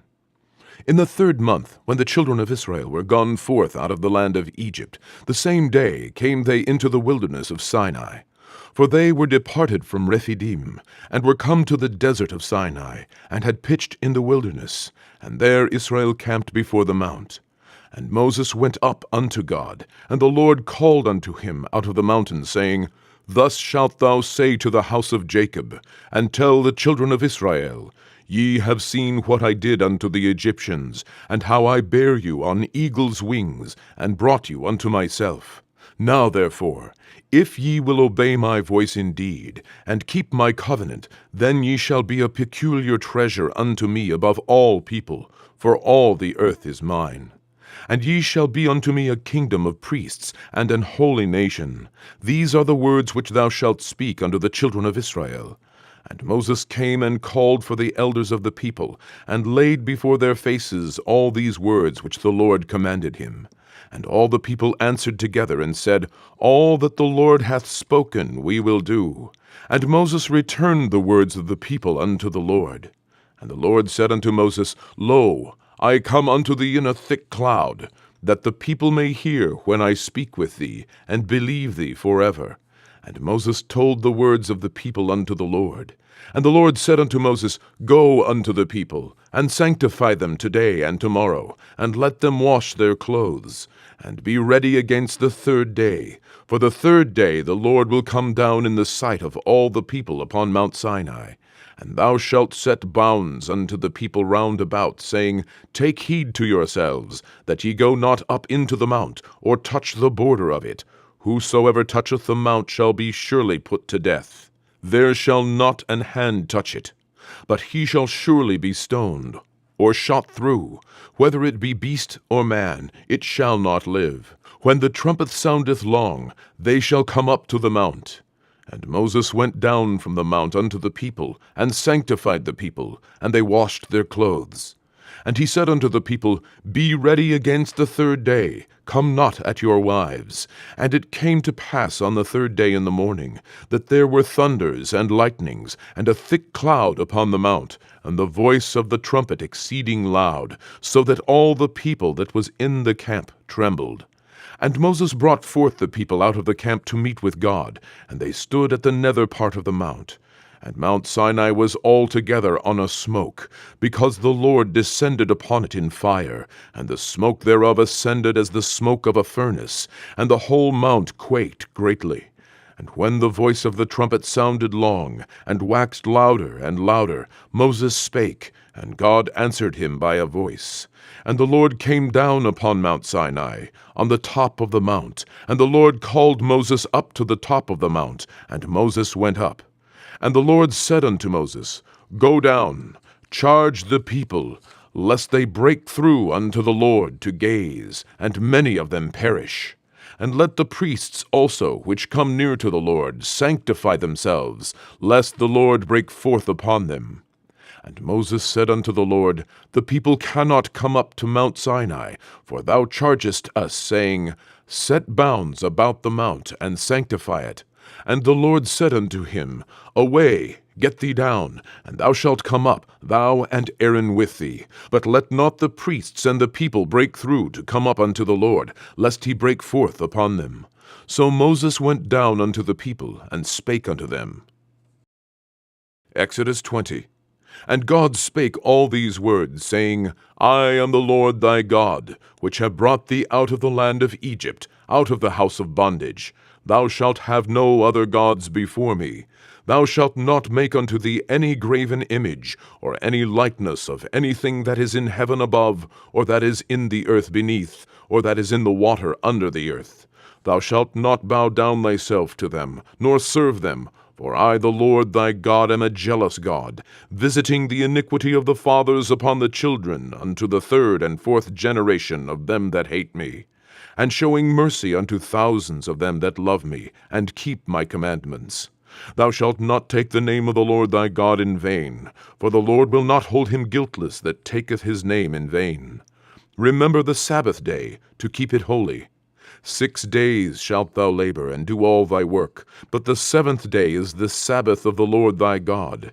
In it thou shalt not do any work, thou, nor thy son, nor thy daughter, thy manservant, nor thy maidservant, nor thy cattle, nor thy stranger that is within thy gates. For in 6 days the Lord made heaven and earth, the sea, and all that is in them, and rested the 7th day. Wherefore the Lord blessed the Sabbath day, and hallowed it. Honor thy father and thy mother, that thy days may be long upon the land which the Lord thy God giveth thee. Thou shalt not kill. Thou shalt not commit adultery. Thou shalt not steal. Thou shalt not bear false witness against thy neighbor. Thou shalt not covet thy neighbor's house. Thou shalt not covet thy neighbor's wife, nor his manservant, nor his maidservant, nor his ox, nor his ass, nor anything that is thy neighbor's. And all the people saw the thunderings, and the lightnings, and the noise of the trumpet, and the mountains smoking. And when the people saw it, they removed, and stood afar off. And they said unto Moses, Speak thou with us, and we will hear, but let not God speak with us, lest we die. And Moses said unto the people, Fear not, for God is come to prove you, and that his fear may be before your faces, that ye sin not. And the people stood afar off, and Moses drew near unto the thick darkness where God was. And the Lord said unto Moses, Thus thou shalt say unto the children of Israel, Ye have seen that I have talked with you from heaven. Ye shall not make with me gods of silver, neither shall ye make unto you gods of gold. An altar of earth thou shalt make unto me, and shalt sacrifice thereon thy burnt offerings, and thy peace offerings, thy sheep, and thine oxen. In all places where I record my name I will come unto thee, and I will bless thee. And if thou wilt make me an altar of stone, thou shalt not build it of hewn stone. For if thou lift up thy tool upon it, thou hast polluted it. Neither shalt thou go up by steps unto mine altar, that thy nakedness be not discovered thereon. Exodus 21. Now these are the judgments which thou shalt set before them. If thou buy an Hebrew servant, 6 years he shall serve, and in the 7th he shall go out free for nothing. If he came in by himself, he shall go out by himself. If he were married, then his wife shall go out with him. If his master have given him a wife, and she have borne him sons or daughters, the wife and her children shall be her master's, and he shall go out by himself. And if the servant shall plainly say, I love my master, my wife, and my children, I will not go out free, then his master shall bring him unto the judges. He shall also bring him to the door, or unto the door post, and his master shall bore his ear through with an awl, and he shall serve him forever. And if a man sell his daughter to be a maidservant, she shall not go out as the menservants do. If she please not her master, who hath betrothed her to himself, then shall he let her be redeemed. To sell her unto a strange nation he shall have no power, seeing he hath dealt deceitfully with her. And if he hath betrothed her unto his son, he shall deal with her after the manner of daughters. If he take him another wife, her food, her raiment, and her duty of marriage shall he not diminish. And if he do not these 3 unto her, then shall she go out free without money. He that smiteth a man so that he die shall be surely put to death. And if a man lie not in wait, but God deliver him into his hand, then I will appoint thee a place whither he shall flee. But if a man come presumptuously upon his neighbor to slay him with guile, thou shalt take him from mine altar, that he may die. And he that smiteth his father or his mother shall be surely put to death. And he that stealeth a man and selleth him, or if he be found in his hand, he shall surely be put to death. And he that curseth his father or his mother shall surely be put to death. And if men strive together, and one smite another with a stone or with his fist, and he die not, but keepeth his bed, if he rise again and walk abroad upon his staff, then shall he that smote him be quit. Only he shall pay for the loss of his time, and shall cause him to be thoroughly healed. And if a man smite his servant or his maid with a rod, and he die under his hand, he shall be surely punished. Notwithstanding, if he continue a day or two, he shall not be punished, for he is his money. If men strive and hurt a woman with child, so that her fruit depart from her, and yet no mischief follow, he shall be surely punished, according as the woman's husband will lay upon him, and he shall pay as the judges determine. And if any mischief follow, then thou shalt give life for life, eye for eye, tooth for tooth, hand for hand, foot for foot, burning for burning, wound for wound, stripe for stripe. And if a man smite the eye of his servant, or the eye of his maid, that it perish, he shall let him go free for his eye's sake. And if he smite out his manservant's tooth, or his maidservant's tooth, he shall let him go free for his tooth's sake. If an ox gore a man or a woman, that they die, then the ox shall be surely stoned, and his flesh shall not be eaten, but the owner of the ox shall be quit. But if the ox were wont to push with his horn in time past, and it hath been testified to his owner, and he hath not kept him in, but that he hath killed a man or a woman, the ox shall be stoned, and his owner also shall be put to death. If there be laid on him a sum of money, then he shall give for the ransom of his life whatsoever is laid upon him. Whether he hath gored a son, or have gored a daughter, according to this judgment shall it be done unto him. If the ox shall push a manservant or a maidservant, he shall give unto their master 30 shekels of silver, and the ox shall be stoned.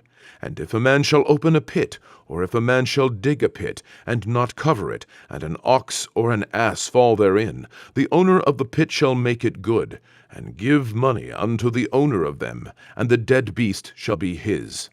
And if one man's ox hurt another's, that he die, then they shall sell the live ox, and divide the money of it, and the dead ox also they shall divide. Or if it be known that the ox hath used to push in time past, and his owner hath not kept him in, he shall surely pay ox for ox, and the dead shall be his own. Exodus 22. If a man shall steal an ox or a sheep, and kill it, or sell it, he shall restore 5 oxen for an ox, and 4 sheep for a sheep. If a thief be found breaking up, and be smitten that he die, there shall no blood be shed for him. If the sun be risen upon him, there shall be blood shed for him, for he should make full restitution. If he have nothing, then he shall be sold for his theft. If the theft be certainly found in his hand alive, whether it be ox or ass or sheep, he shall restore double. If a man shall cause a field or vineyard to be eaten, and shall put in his beast, and shall feed in another man's field, of the best of his own field, and of the best of his own vineyard, shall he make restitution. If fire break out and catch in thorns, so that the stacks of corn or the standing corn or the field be consumed therewith, he that kindleth the fire shall surely make restitution. If a man shall deliver unto his neighbor money or stuff to keep, and it be stolen out of the man's house, if the thief be found, let him pay double. If the thief be not found, then the master of the house shall be brought unto the judges, to see whether he have put his hand unto his neighbor's goods. For all manner of trespass, whether it be for ox, for ass, for sheep, for raiment, or for any manner of lost thing, which another challengeth to be his, the cause of both parties shall come before the judges, and whom the judges shall condemn, he shall pay double unto his neighbor. If a man deliver unto his neighbor an ass, or an ox, or a sheep, or any beast, to keep, and it die, or be hurt, or driven away, no man seeing it, then shall an oath of the Lord be between them both, that he hath not put his hand unto his neighbor's goods, and the owner of it shall accept thereof, and he shall not make it good. And if it be stolen from him, he shall make restitution unto the owner thereof. If it be torn in pieces, then let him bring it for witness, and he shall not make good that which was torn. And if a man borrow aught of his neighbor, and it be hurt or die, the owner thereof being not with it, he shall surely make it good. But if the owner thereof be with it, he shall not make it good. If it be an hired thing, it came for his hire. And if a man entice a maid that is not betrothed, and lie with her, he shall surely endow her to be his wife. If her father utterly refuse to give her unto him, he shall pay money according to the dowry of virgins. Thou shalt not suffer a witch to live. Whosoever lieth with a beast shall surely be put to death. He that sacrificeth unto any god, save unto the Lord only, he shall be utterly destroyed. Thou shalt neither vex a stranger, nor oppress him. For ye were strangers in the land of Egypt. Ye shall not afflict any widow or fatherless child. If thou afflict them in any wise, and they cry at all unto me, I will surely hear their cry, and my wrath shall wax hot, and I will kill you with the sword, and your wives shall be widows, and your children fatherless. If thou lend money to any of my people that is poor by thee, thou shalt not be to him as an usurer, neither shalt thou lay upon him usury. If thou at all take thy neighbor's raiment to pledge, thou shalt deliver it unto him by that the sun goeth down. For that is his covering only, it is his raiment for his skin. Wherein shall he sleep? And it shall come to pass, when he crieth unto me, that I will hear, for I am gracious. Thou shalt not revile the gods, nor curse the ruler of thy people. Thou shalt not delay to offer the first of thy ripe fruits, and of thy liquors. The firstborn of thy sons shalt thou give unto me. Likewise shalt thou do with thine oxen, and with thy sheep. 7 days it shall be with his dam. On the 8th day thou shalt give it me. And ye shall be holy men unto me, neither shall ye eat any flesh that is torn of beasts in the field. Ye shall cast it to the dogs. Exodus 23. Thou shalt not raise a false report. Put not thine hand with the wicked to be an unrighteous witness. Thou shalt not follow a multitude to do evil, neither shalt thou speak in a cause to decline after many to wrest judgment. Neither shalt thou countenance a poor man in his cause. If thou meet thine enemy's ox or his ass going astray, thou shalt surely bring it back to him again. If thou see the ass of him that hateth thee lying under his burden, and wouldest forbear to help him, thou shalt surely help with him. Thou shalt not wrest the judgment of thy poor in his cause. Keep thee far from a false matter. The innocent and righteous slay thou not, for I will not justify the wicked. And thou shalt take no gift, for the gift blindeth the wise, and perverteth the words of the righteous. Also thou shalt not oppress a stranger, for ye know the heart of a stranger, seeing ye were strangers in the land of Egypt. And 6 years thou shalt sow thy land, and shalt gather in the fruits thereof. But the 7th year thou shalt let it rest, and lie still, that the poor of thy people may eat. And what they leave the beasts of the field shall eat. In like manner thou shalt deal with thy vineyard, and with thy oliveyard. 6 days thou shalt do thy work, and on the 7th day thou shalt rest, that thine ox and thine ass may rest, and the son of thy handmaid, and the stranger may be refreshed. And in all things that I have said unto you be circumspect, and make no mention of the name of other gods, neither let it be heard out of thy mouth. 3 times thou shalt keep a feast unto me in the year. Thou shalt keep the feast of unleavened bread. Thou shalt eat unleavened bread 7 days, as I commanded thee, in the time appointed of the month Abib. For in it thou camest out from Egypt, and none shall appear before me empty. And the feast of harvest, the firstfruits of thy labors, which thou hast sown in the field, and the feast of ingathering, which is in the end of the year, when thou hast gathered in thy labors out of the field. 3 times in the year all thy males shall appear before the Lord God. Thou shalt not offer the blood of my sacrifice with leavened bread, neither shall the fat of my sacrifice remain until the morning. The first of the firstfruits of thy land thou shalt bring into the house of the Lord thy God. Thou shalt not see the kid in his mother's milk. Behold, I send an angel before thee, to keep thee in the way, and to bring thee into the place which I have prepared. Beware of him, and obey his voice. Provoke him not, for he will not pardon your transgressions, for my name is in him. But if thou shalt indeed obey his voice, and do all that I speak, then I will be an enemy unto thine enemies, and an adversary unto thine adversaries. For mine angel shall go before thee, and bring thee in unto the Amorites, and the Hittites, and the Perizzites, and the Canaanites, the Hivites, and the Jebusites, and I will cut them off. Thou shalt not bow down to their gods, nor serve them, nor do after their works, but thou shalt utterly overthrow them, and quite break down their images. And ye shall serve the Lord your God, and he shall bless thy bread and thy water. And I will take sickness away from the midst of thee. There shall nothing cast their young, nor be barren in thy land. The number of thy days I will fulfill. I will send my fear before thee, and will destroy all the people to whom thou shalt come.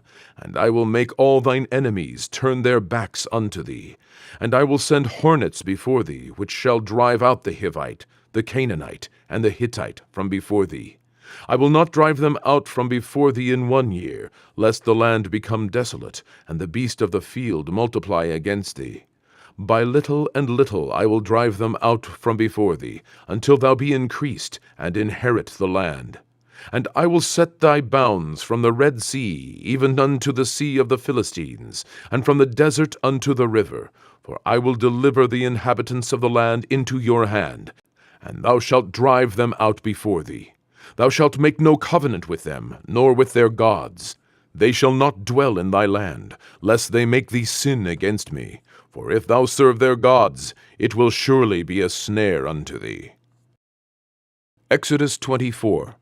And he said unto Moses, Come up unto the Lord, thou and Aaron, Nadab and Abihu, and 70 of the elders of Israel, and worship ye afar off.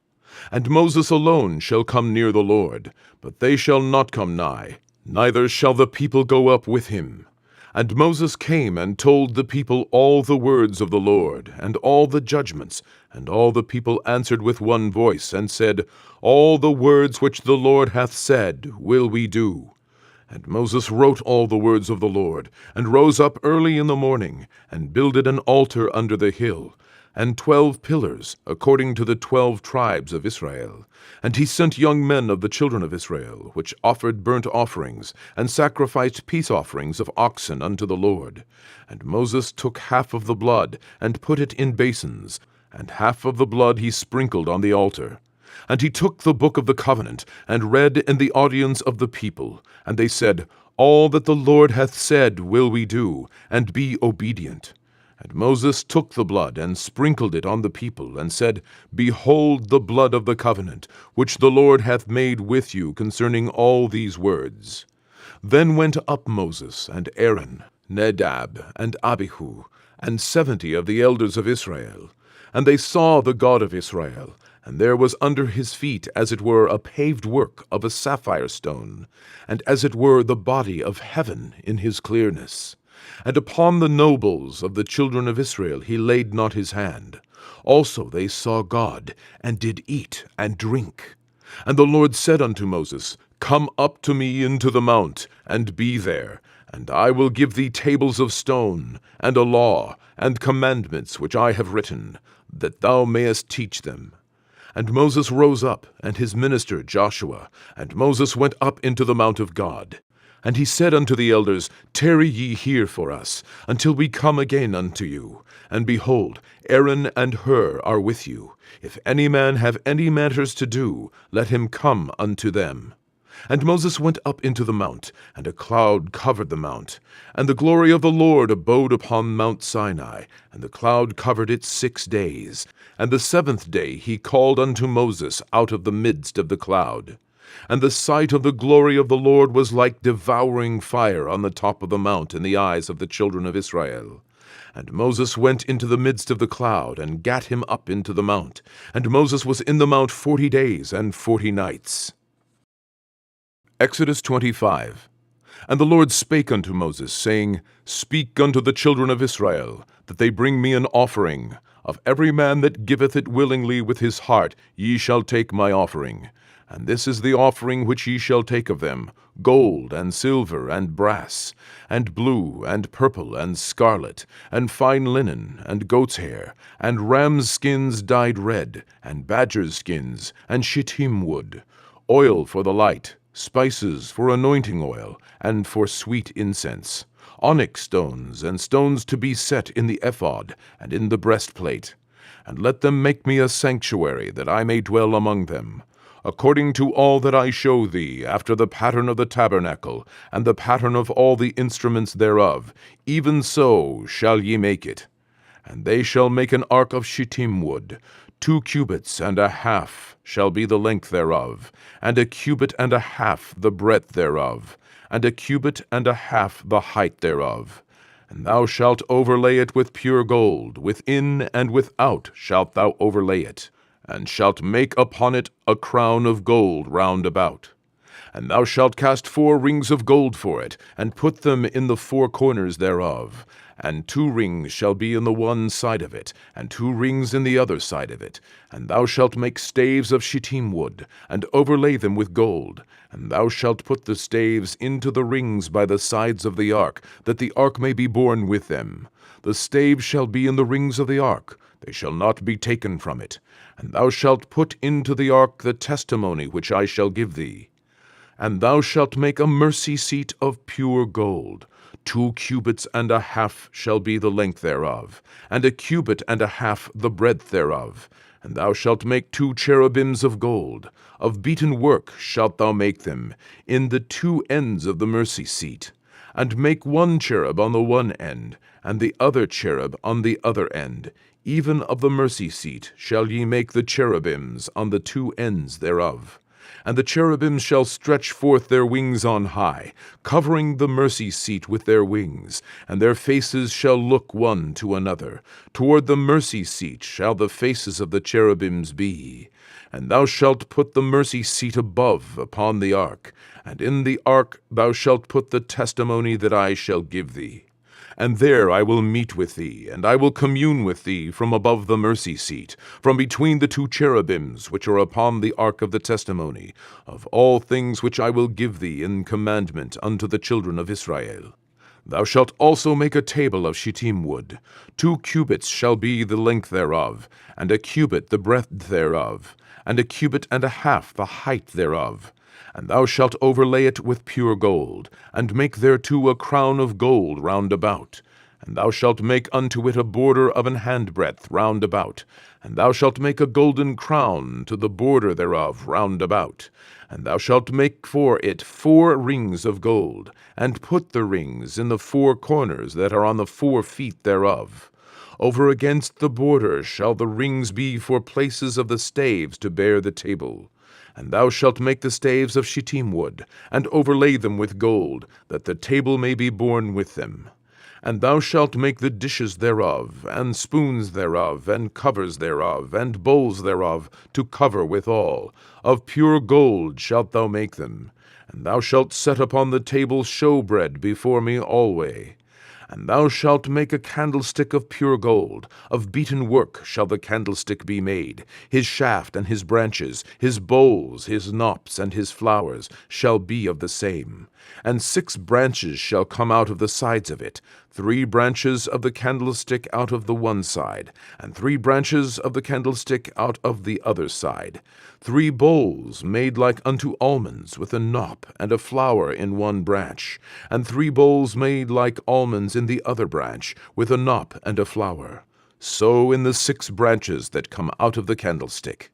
And in the candlestick shall be 4 bowls, made like unto almonds, with their knops and their flowers. And there shall be a knop under 2 branches of the same, and a knop under 2 branches of the same, and a knop under 2 branches of the same, according to the 6 branches that proceed out of the candlestick. Their knops and their branches shall be of the same, and it shall be one beaten work of pure gold. And thou shalt make the 7 lamps thereof, and they shall light the lamps thereof, that they may give light over against it. And the tongs thereof, and the snuff dishes thereof, shall be of pure gold. Of a talent of pure gold shall he make it, with all these vessels.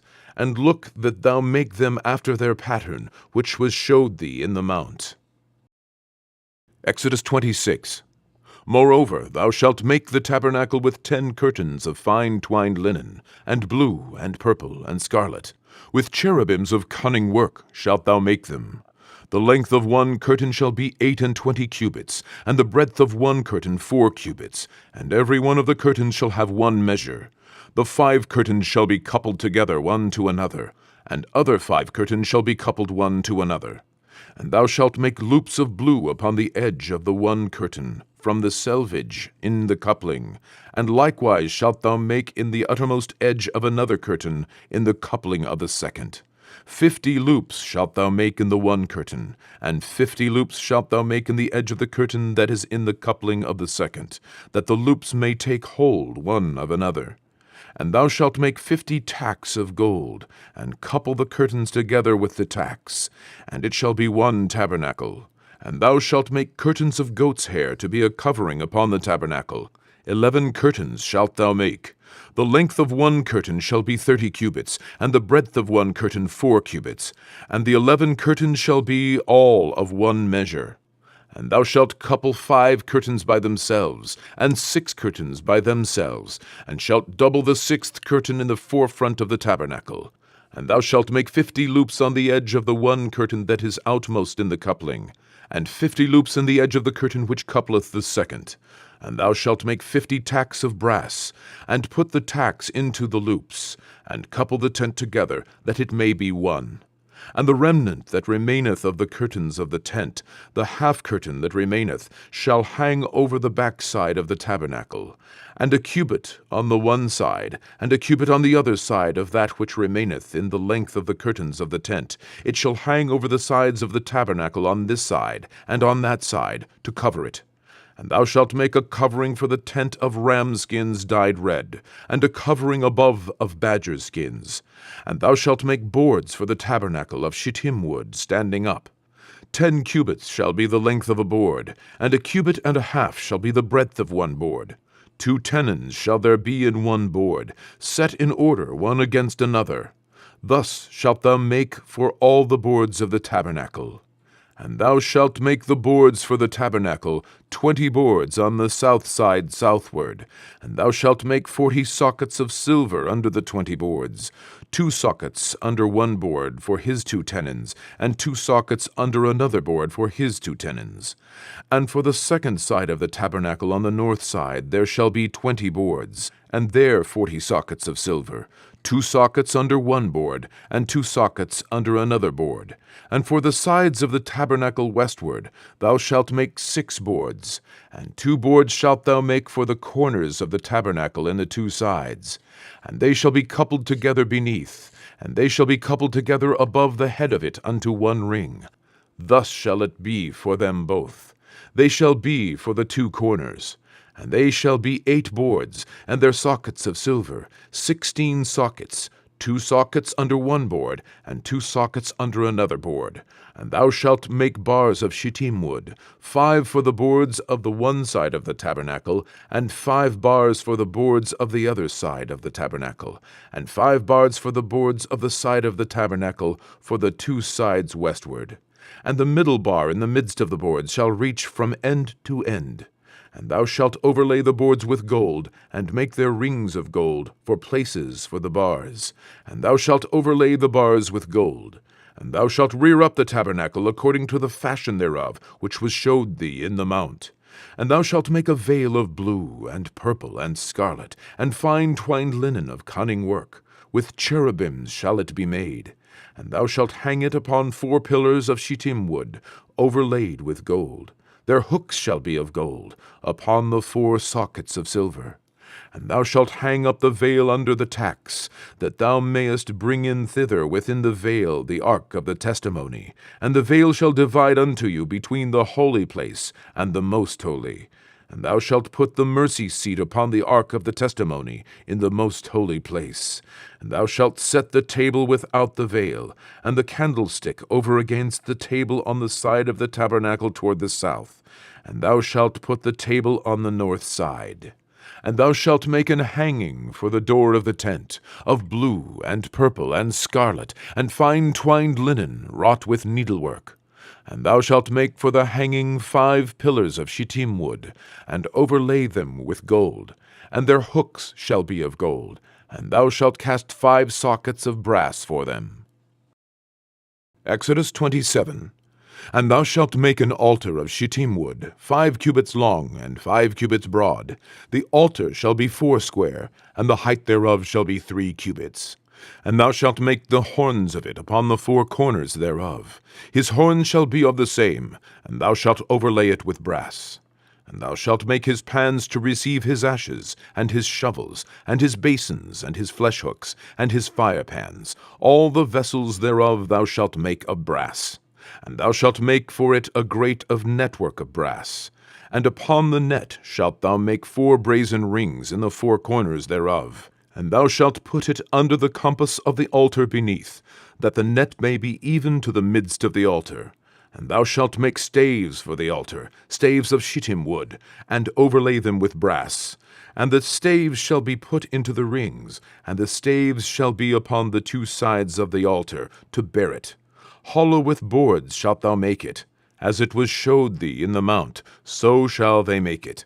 And thou shalt make the court of the tabernacle. For the south side southward there shall be hangings for the court, of fine twined linen, of 100 cubits long for one side. And the 20 pillars thereof, and their 20 sockets, shall be of brass. The hooks of the pillars and their fillets shall be of silver. And likewise for the north side in length there shall be hangings of 100 cubits long, and his 20 pillars and their 20 sockets of brass, the hooks of the pillars and their fillets of silver. And for the breadth of the court on the west side shall be hangings of 50 cubits, their pillars 10, and their sockets 10. And the breadth of the court on the east side eastward shall be 50 cubits. The hangings of one side of the gate shall be 15 cubits, their pillars 3, and their sockets 3. And on the other side shall be hangings 15 cubits, their pillars 3, and their sockets 3. And for the gate of the court shall be an hanging of 20 cubits, of blue, and purple, and scarlet, and fine twined linen wrought with needlework. And their pillars shall be 4, and their sockets 4. All the pillars round about the court shall be filleted with silver. Their hooks shall be of silver, and their sockets of brass. The length of the court shall be 100 cubits, and the breadth 50 everywhere. And the height 5 cubits of fine twined linen, and their sockets of brass. All the vessels of the tabernacle in all the service thereof, and all the pins thereof, and all the pins of the court shall be of brass. And thou shalt command the children of Israel that they bring thee pure olive oil beaten for the light, to cause the lamp to burn always. In the tabernacle of the congregation without the veil, which is before the testimony, Aaron and his sons shall order it from evening to morning before the Lord. It shall be a statute forever unto their generations, on the behalf of the children of Israel. Exodus 28. And take thou unto thee Aaron thy brother, and his sons with him, from among the children of Israel, that he may minister unto me in the priest's office, even Aaron, Nadab, and Abihu, Eleazar, and Ithamar, Aaron's sons. And thou shalt make holy garments for Aaron thy brother, for glory and for beauty. And thou shalt speak unto all that are wise-hearted, whom I have filled with the spirit of wisdom, that they may make Aaron's garments to consecrate him, that he may minister unto me in the priest's office. And these are the garments which they shall make: a breastplate, and an ephod, and a robe, and a broidered coat, a mitre, and a girdle. And they shall make holy garments for Aaron thy brother, and his sons, that he may minister unto me in the priest's office. And they shall take gold, and blue, and purple, and scarlet, and fine linen. And they shall make the ephod of gold, of blue, and of purple, of scarlet, and fine twined linen, with cunning work. It shall have the 2 shoulder pieces thereof joined at the 2 edges thereof, and so it shall be joined together. And the curious girdle of the ephod, which is upon it, shall be of the same, according to the work thereof, even of gold, of blue, and purple, and scarlet, and fine twined linen. And thou shalt take 2 onyx stones, and grave on them the names of the children of Israel, 6 of their names on one stone, and the other 6 names of the rest on the other stone, according to their birth. With the work of an engraver in stone, like the engravings of a signet, shalt thou engrave the 2 stones with the names of the children of Israel. Thou shalt make them to be set in auches of gold. And thou shalt put the 2 stones upon the shoulders of the ephod for stones of memorial unto the children of Israel. And Aaron shall bear their names before the Lord upon his 2 shoulders for a memorial. And thou shalt make auches of gold, and 2 chains of pure gold at the ends, of wreathen work shalt thou make them, and fasten the wreathen chains to the auches. And thou shalt make the breastplate of judgment with cunning work. After the work of the ephod thou shalt make it. Of gold, of blue, and of purple, and of scarlet, and of fine twined linen shalt thou make it. 4 square it shall be, being doubled. A span shall be the length thereof, and a span shall be the breadth thereof. And thou shalt set in it settings of stones, even 4 rows of stones. The first row shall be a sardius, a topaz, and a carbuncle. This shall be the first row. And the second row shall be an emerald, a sapphire, and a diamond. And the third row a ligure, an agate, and an amethyst. And the 4th row a beryl, and an onyx, and a jasper. They shall be set in gold in their enclosings. And the stones shall be with the names of the children of Israel, 12, according to their names, like the engravings of a signet. Every one with his name shall they be according to the 12 tribes. And thou shalt make upon the breastplate chains at the end of wreathen work of pure gold. And thou shalt make upon the breastplate 2 rings of gold, and shalt put the 2 rings on the 2 ends of the breastplate. And thou shalt put the 2 wreathen chains of gold in the 2 rings which are on the ends of the breastplate. And the other 2 ends of the 2 wreathen chains thou shalt fasten in the 2 arches, and put them on the shoulder pieces of the ephod before it. And thou shalt make 2 rings of gold, and thou shalt put them upon the 2 ends of the breastplate in the border thereof, which is in the side of the ephod inward. And the 2 other rings of gold thou shalt make, and shalt put them on the 2 sides of the ephod underneath, toward the forepart thereof, over against the other coupling thereof, above the curious girdle of the ephod. And they shall bind the breastplate by the rings thereof unto the rings of the ephod with a lace of blue, that it may be above the curious girdle of the ephod, and that the breastplate be not loosed from the ephod.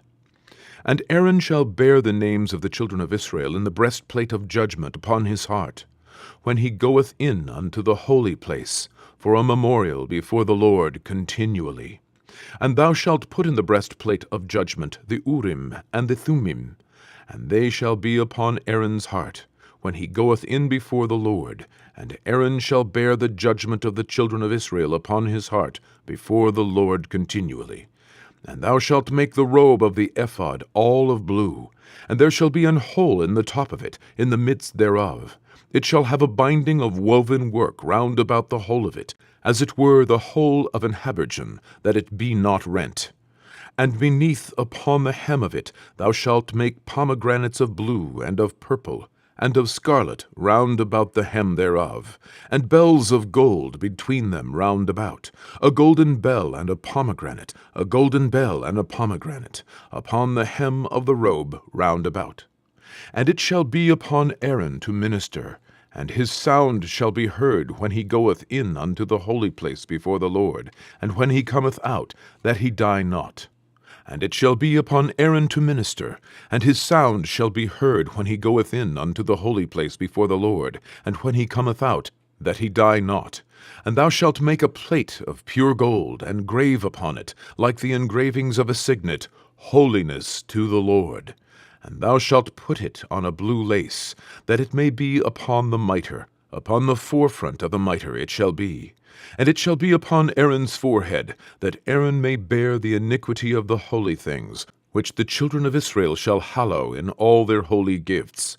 And it shall be always upon his forehead, that they may be accepted before the Lord.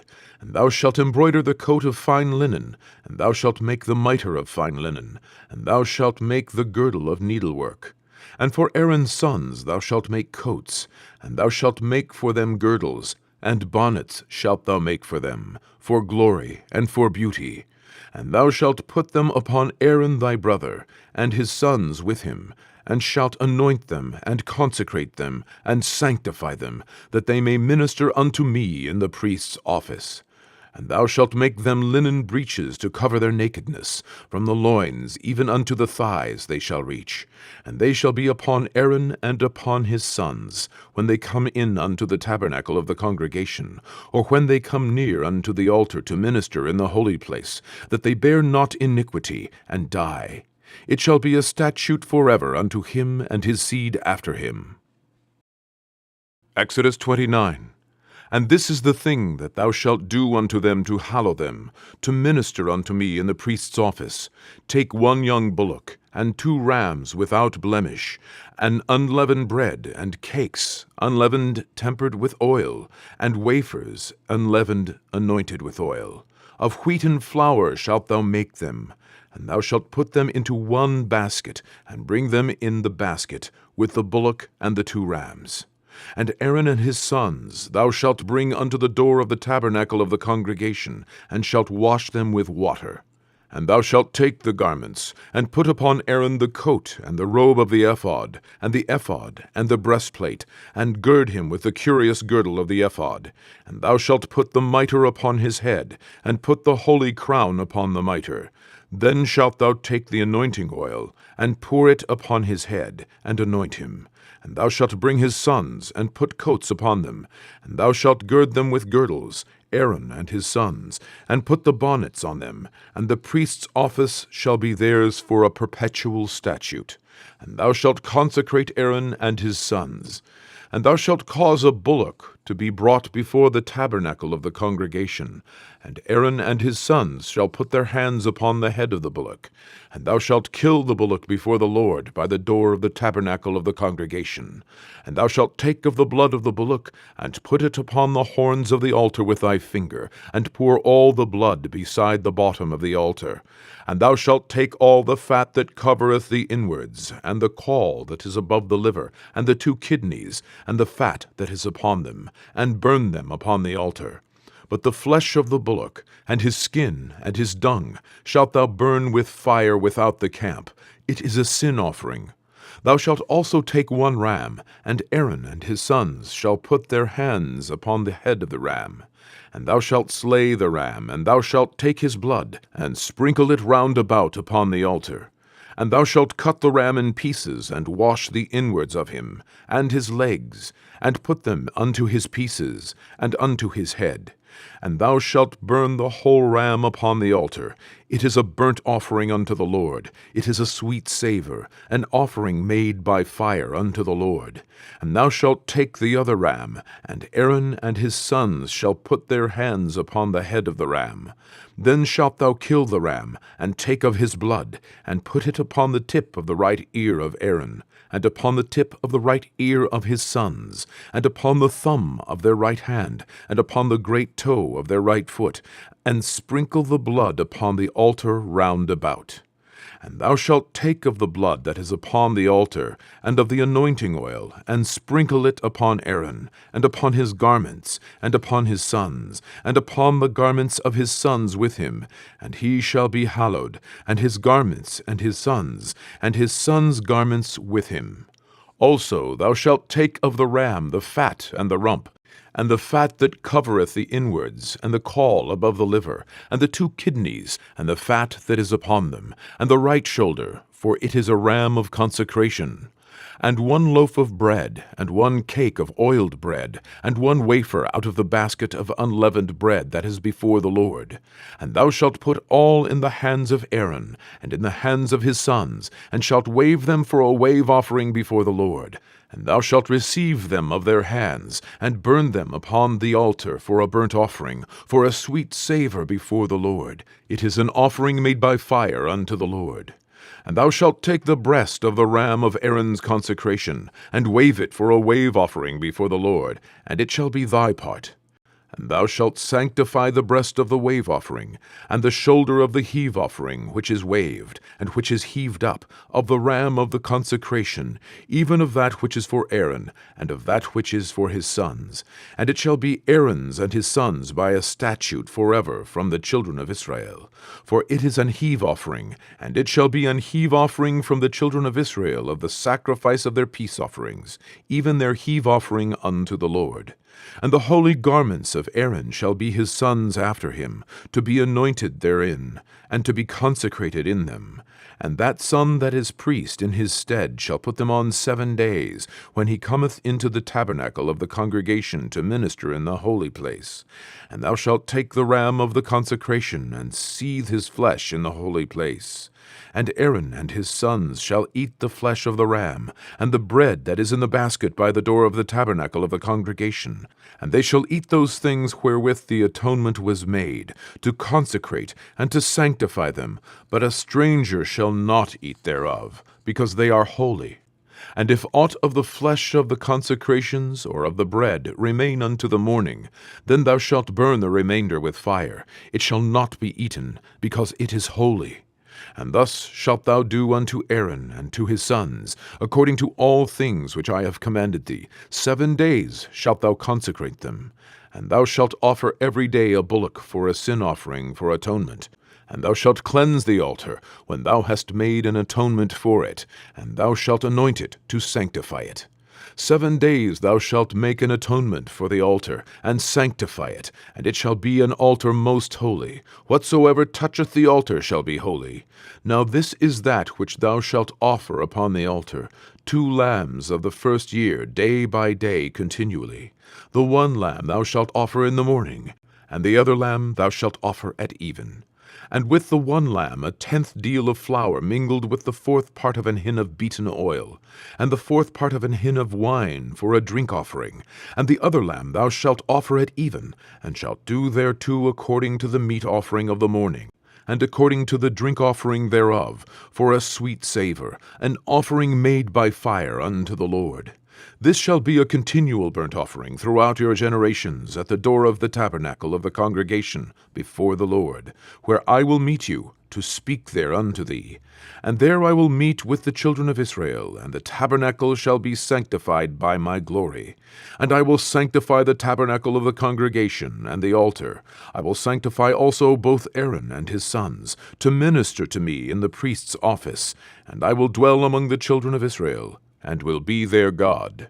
And they shall know that I am the Lord their God, that brought them forth out of the land of Egypt, that I may dwell among them. I am the Lord their God.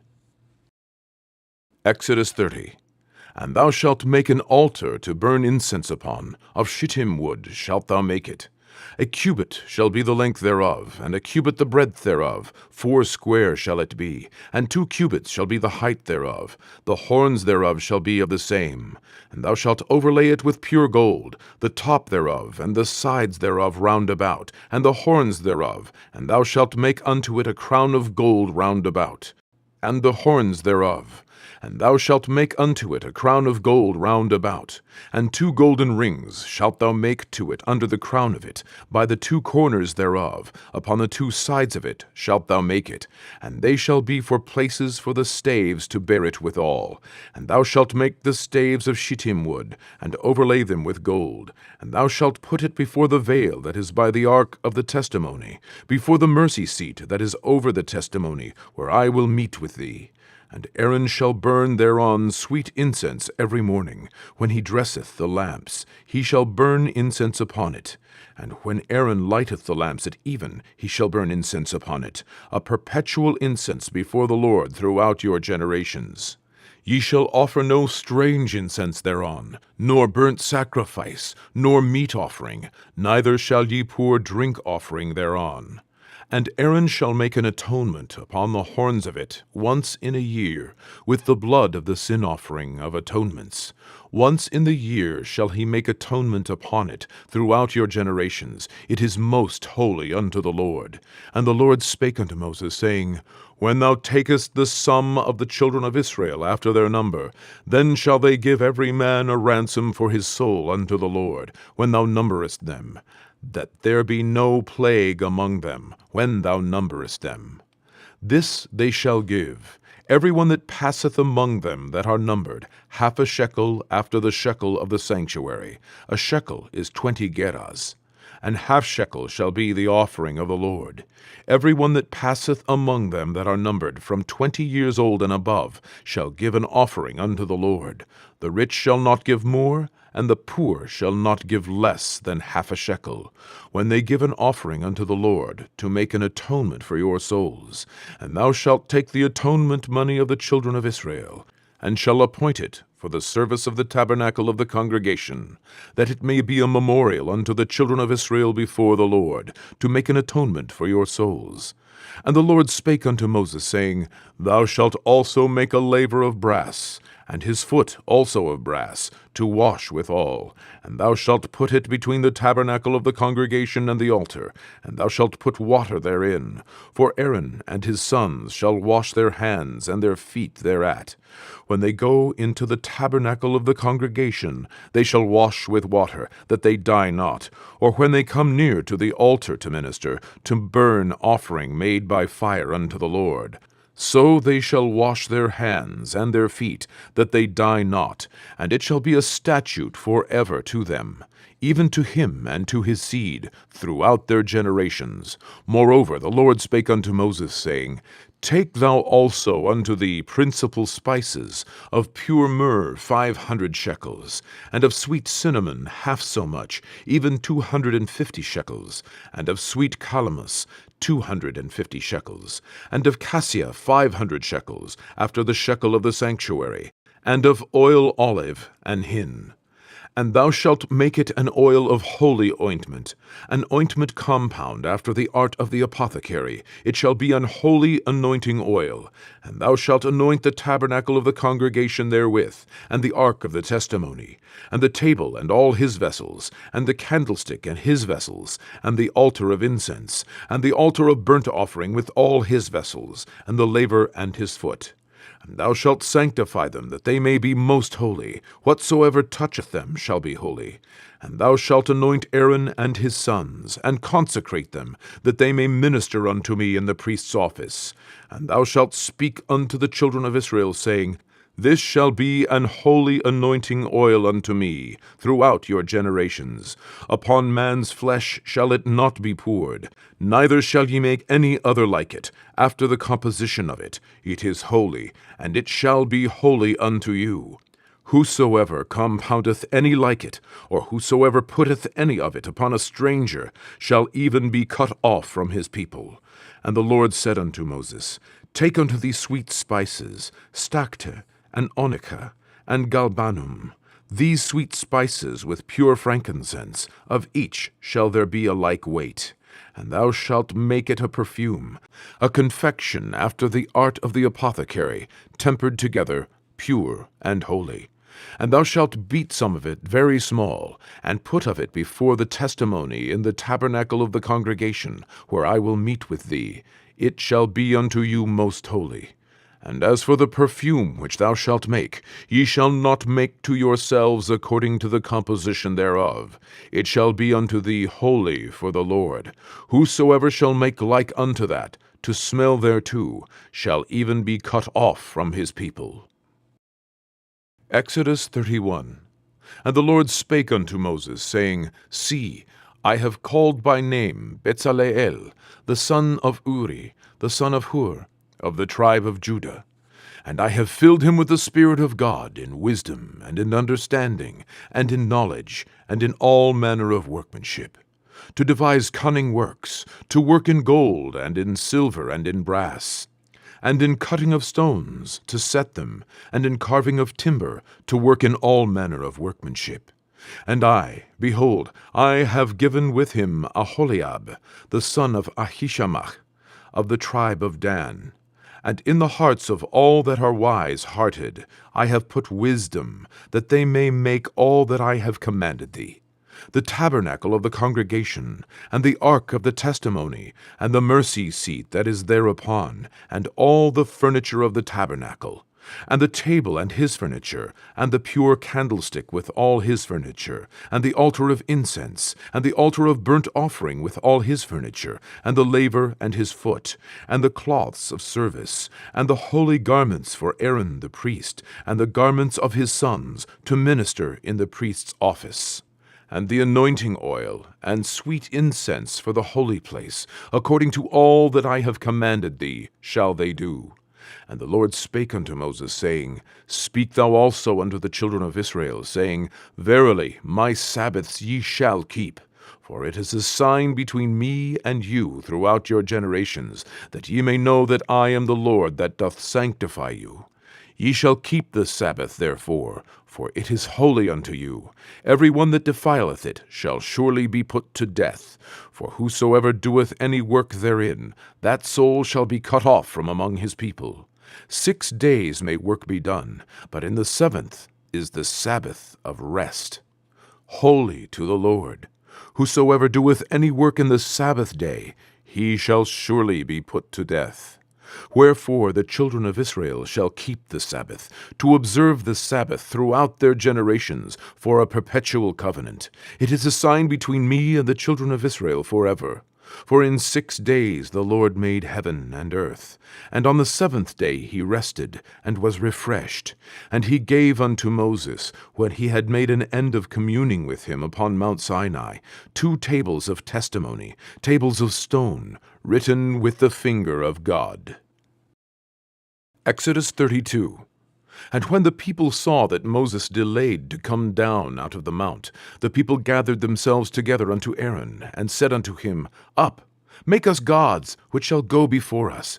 For as for this Moses, the man that brought us up out of the land of Egypt, we wot not what is become of him. And Aaron said unto them, Break off the golden earrings which are in the ears of your wives, of your sons, and of your daughters, and bring them unto me. And all the people brake off the gold earrings which were in their ears, and brought them unto Aaron. And he received them at their hand, and fashioned it with a graving tool, after he had made it a molten calf. And they said, These be thy gods, O Israel, which brought thee up out of the land of Egypt. And when Aaron saw it, he built an altar before it. And Aaron made proclamation, and said, Tomorrow is a feast to the Lord. And they rose up early on the morrow, and offered burnt offerings, and brought peace offerings. And the people sat down to eat and to drink, and rose up to play. And the Lord said unto Moses, Go, get thee down, for thy people which thou broughtest out of the land of Egypt have corrupted themselves. They have turned aside quickly out of the way which I commanded them. They have made them a molten calf, and have worshipped it, and have sacrificed thereunto, and said, These be thy gods, O Israel, which have brought thee up out of the land of Egypt. And the Lord said unto Moses, I have seen this people, and behold, it is a stiff-necked people. Now, therefore, let me alone, that my wrath may wax hot against them, and that I may consume them, and I will make of thee a great nation. And Moses besought the Lord his God, and said, Lord, why doth thy wrath wax hot against the people, which thou hast brought forth out of the land of Egypt with great power, and with a mighty hand? Wherefore should the Egyptians speak and say, For mischief did he bring them out, to slay them in the mountains, and to consume them from the face of the earth? Turn from thy fierce wrath, and repent of this evil against thy people. Remember Abraham, Isaac, and Israel, thy servants, to whom thou swarest by thine own self, and saidst unto them, I will multiply your seed as the stars of heaven, and all this land that I have spoken of will I give unto your seed, and they shall inherit it forever. And the Lord repented of the evil which he thought to do unto his people. And Moses turned, and went down from the mount, and the 2 tables of the testimony were in his hand. The tables were written on both their sides. On the one side and on the other were they written. And the tables were the work of God, and the writing was the writing of God, graven upon the tables. And when Joshua heard the noise of the people as they shouted, he said unto Moses, There is a noise of war in the camp. And he said, It is not the voice of them that shout for mastery, neither is it the voice of them that cry for being overcome, but the noise of them that sing do I hear. And it came to pass, as soon as he came nigh unto the camp, that he saw the calf and the dancing. And Moses' anger waxed hot, and he cast the tables out of his hands, and brake them beneath the mount. And he took the calf which they had made, and burnt it in the fire, and ground it to powder, and strawed it upon the water, and made the children of Israel drink of it. And Moses said unto Aaron, What did this people unto thee, that thou hast brought so great a sin upon them? And Aaron said, Let not the anger of my Lord wax hot. Thou knowest the people, that they are set on mischief. For they said unto me, Make us gods which shall go before us. For as for this Moses, the man that brought us up out of the land of Egypt, we wot not what is become of him. And I said unto them, Whosoever hath any gold, let them break it off. So they gave it to me. Then I cast it into the fire, and there came out this calf. And when Moses saw that the people were naked, for Aaron had made them naked unto their shame among their enemies, then Moses stood in the gate of the camp, and said, Who is on the Lord's side? Let him come unto me. And all the sons of Levi gathered themselves together unto him. And he said unto them, Thus saith the Lord God of Israel, Put every man his sword by his side, and go in and out from gate to gate throughout the camp, and slay every man his brother, and every man his companion, and every man his neighbor. And the children of Levi did according to the word of Moses. And there fell of the people that day about 3,000 men. For Moses had said, Consecrate yourselves today to the Lord, even every man upon his son, and upon his brother, that he may bestow upon you a blessing this day. And it came to pass on the morrow, that Moses said unto the people, Ye have sinned a great sin, and now I will go up unto the Lord. Peradventure I shall make an atonement for your sin. And Moses returned unto the Lord, and said, Oh, this people have sinned a great sin, and have made them gods of gold.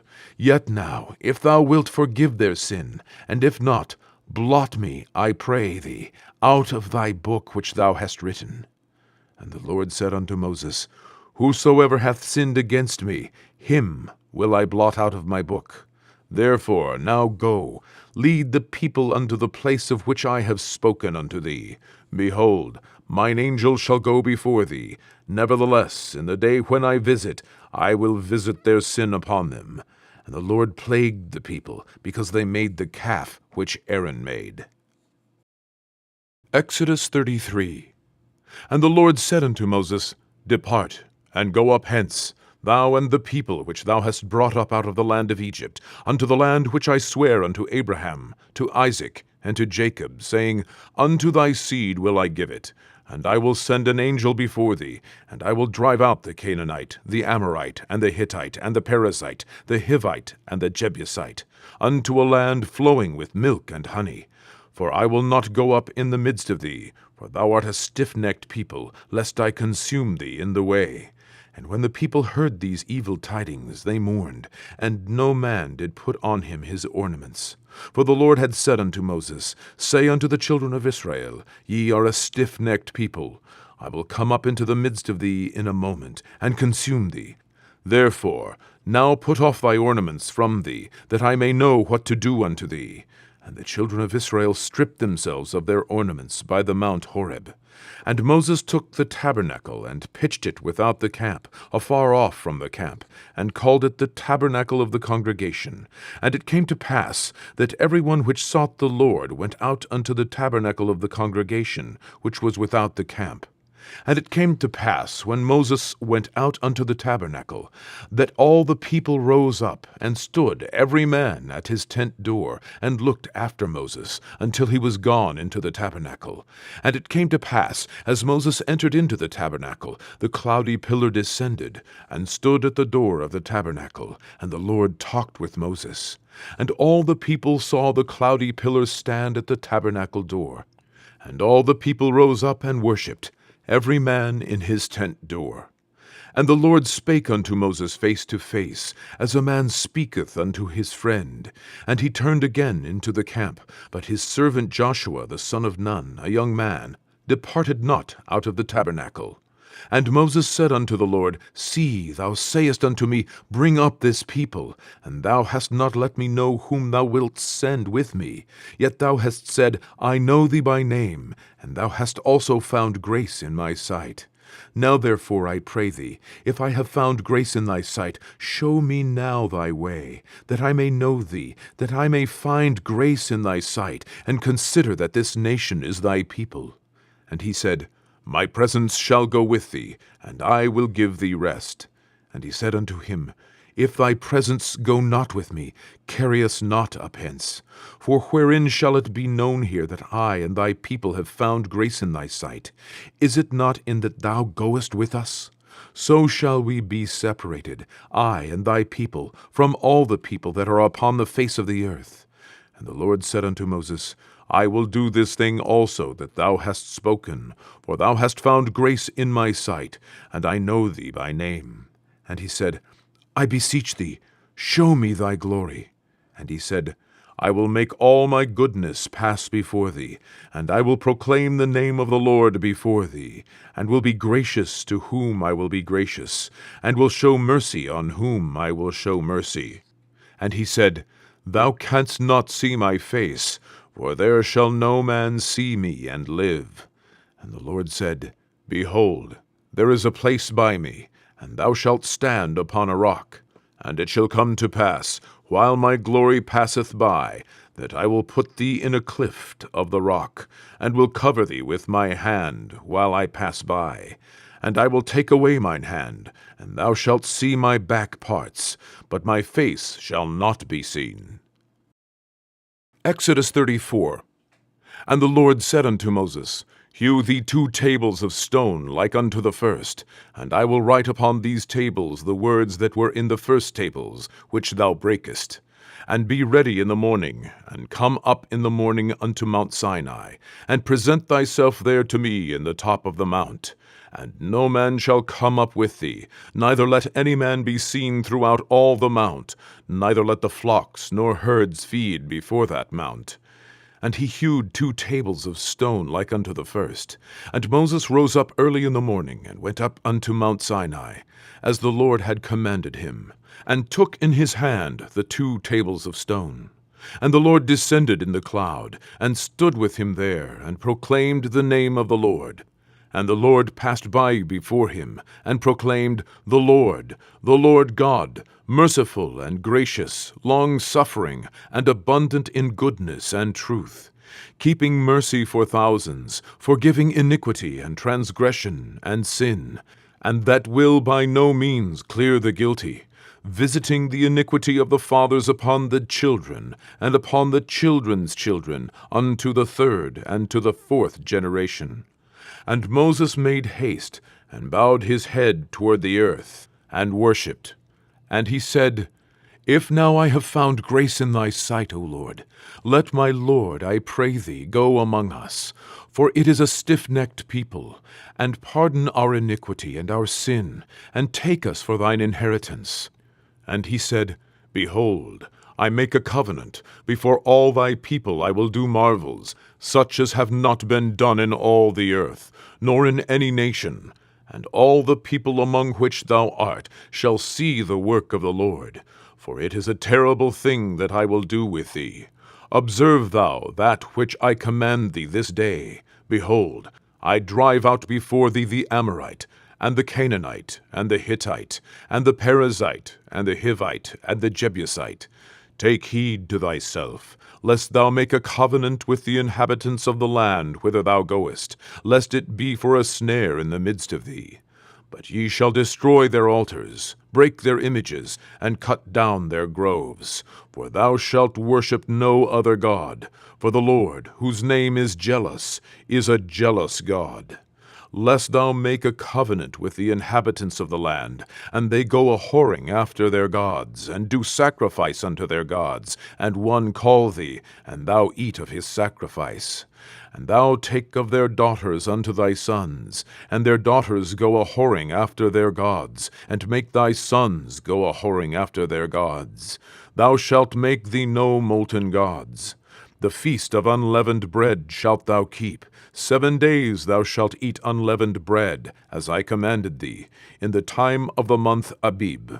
For in the month of Abib thou camest out from Egypt.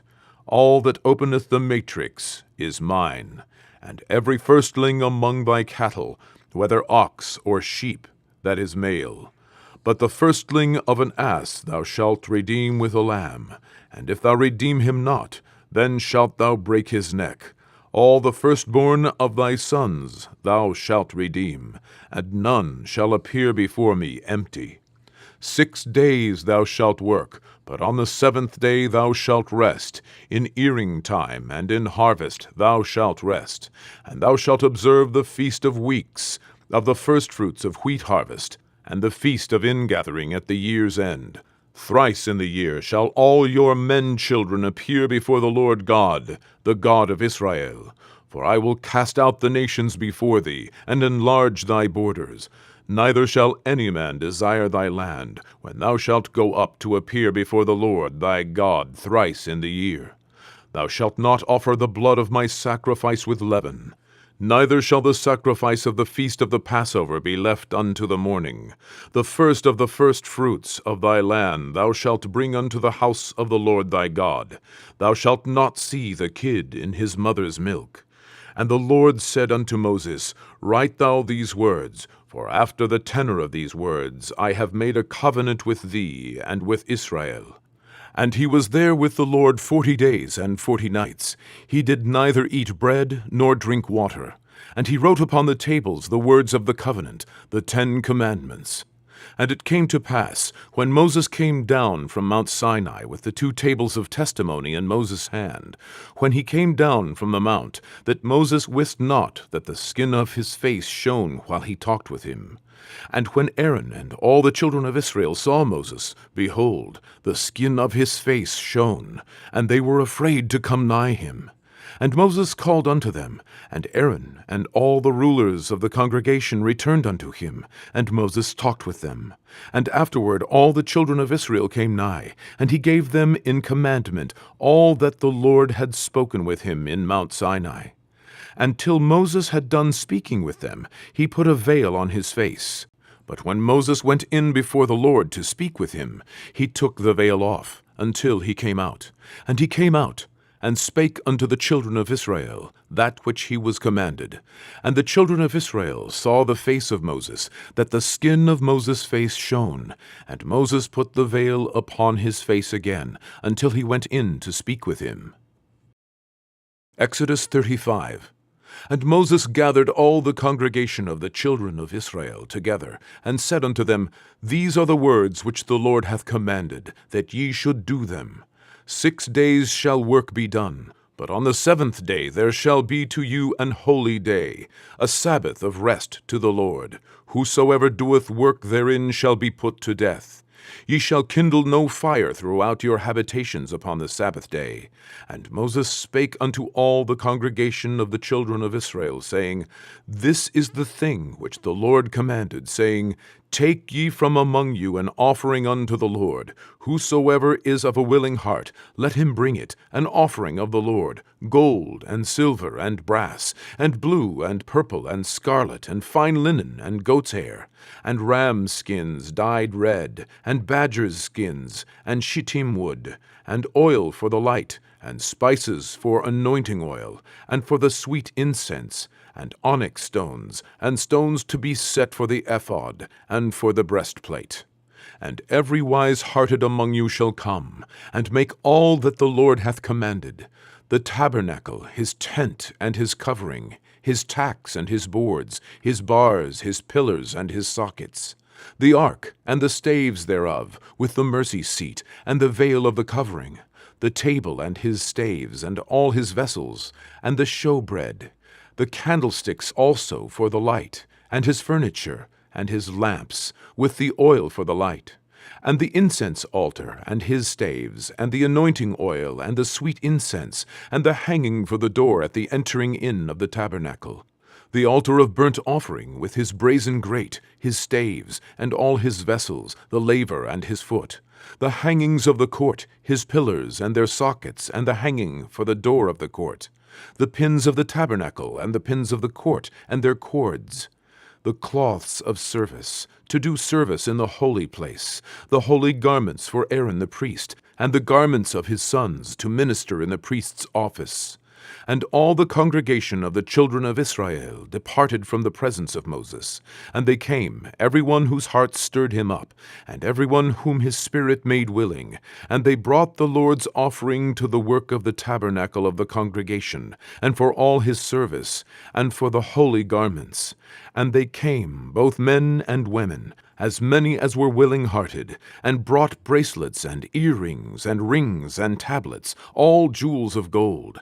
And every man that offered an offering of gold unto the Lord.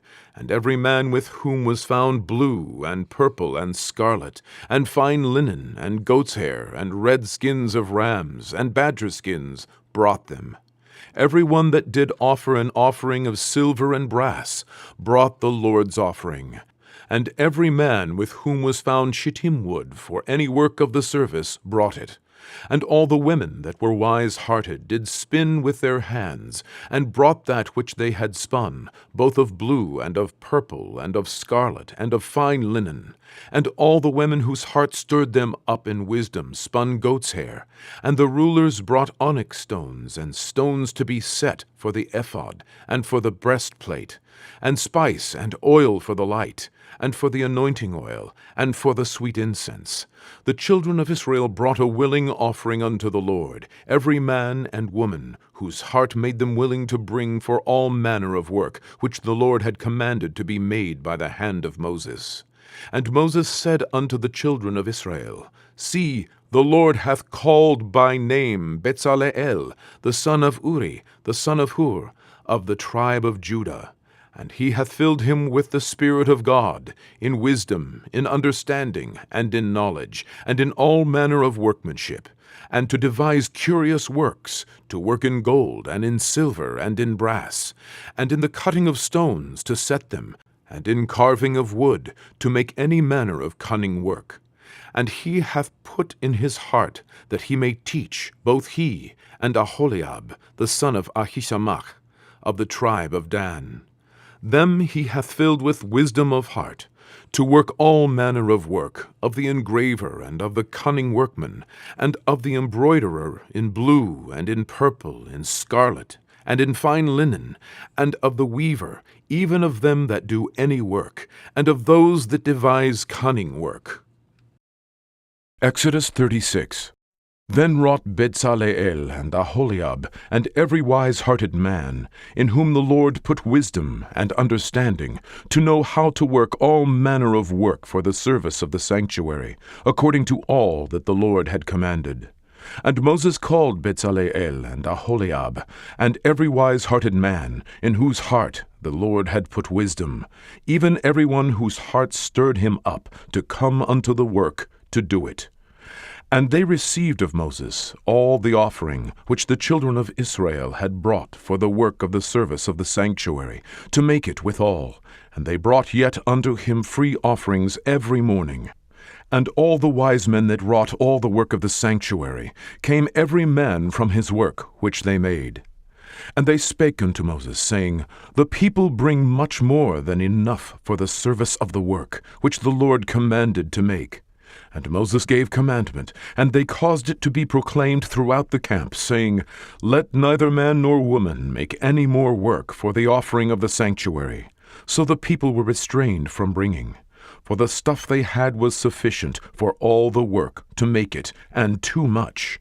And every wise-hearted man among them that wrought the work of the tabernacle made 10 curtains of fine twined linen, and blue, and purple, and scarlet. With cherubims of cunning work made he them. The length of one curtain was 28 cubits, and the breadth of one curtain 4 cubits. The curtains were all of one size. And he coupled the 5 curtains unto one another, and the other 5 curtains he coupled one unto another. And he made loops of blue on the edge of one curtain, from the selvage in the coupling. Likewise he made in the uttermost side of another curtain, in the coupling of the second. 50 loops made he in one curtain, and 50 loops made he in the edge of the curtain which was in the coupling of the second. The loops held one curtain to another. And he made 50 tacks of gold, and coupled the curtains one unto another with the tacks. So it became one tabernacle. And he made curtains of goat's hair for the tent over the tabernacle. 11 curtains he made them. The length of one curtain was 30 cubits, and 4 cubits was the breadth of one curtain. The 11 curtains were of one size. And he coupled 5 curtains by themselves, and 6 curtains by themselves. And he made 50 loops upon the uttermost edge of the curtain in the coupling, and 50 loops made he upon the edge of the curtain which coupleth the second. And he made 50 tacks of brass to couple the tent together, that it might be one. And he made a covering for the tent of rams' skins dyed red, and a covering of badgers' skins above that. And he made boards for the tabernacle of shittim wood, standing up. The length of a board was 10 cubits, and the breadth of a board was 1 cubit and a half. One board had 2 tenons, equally distant one from another.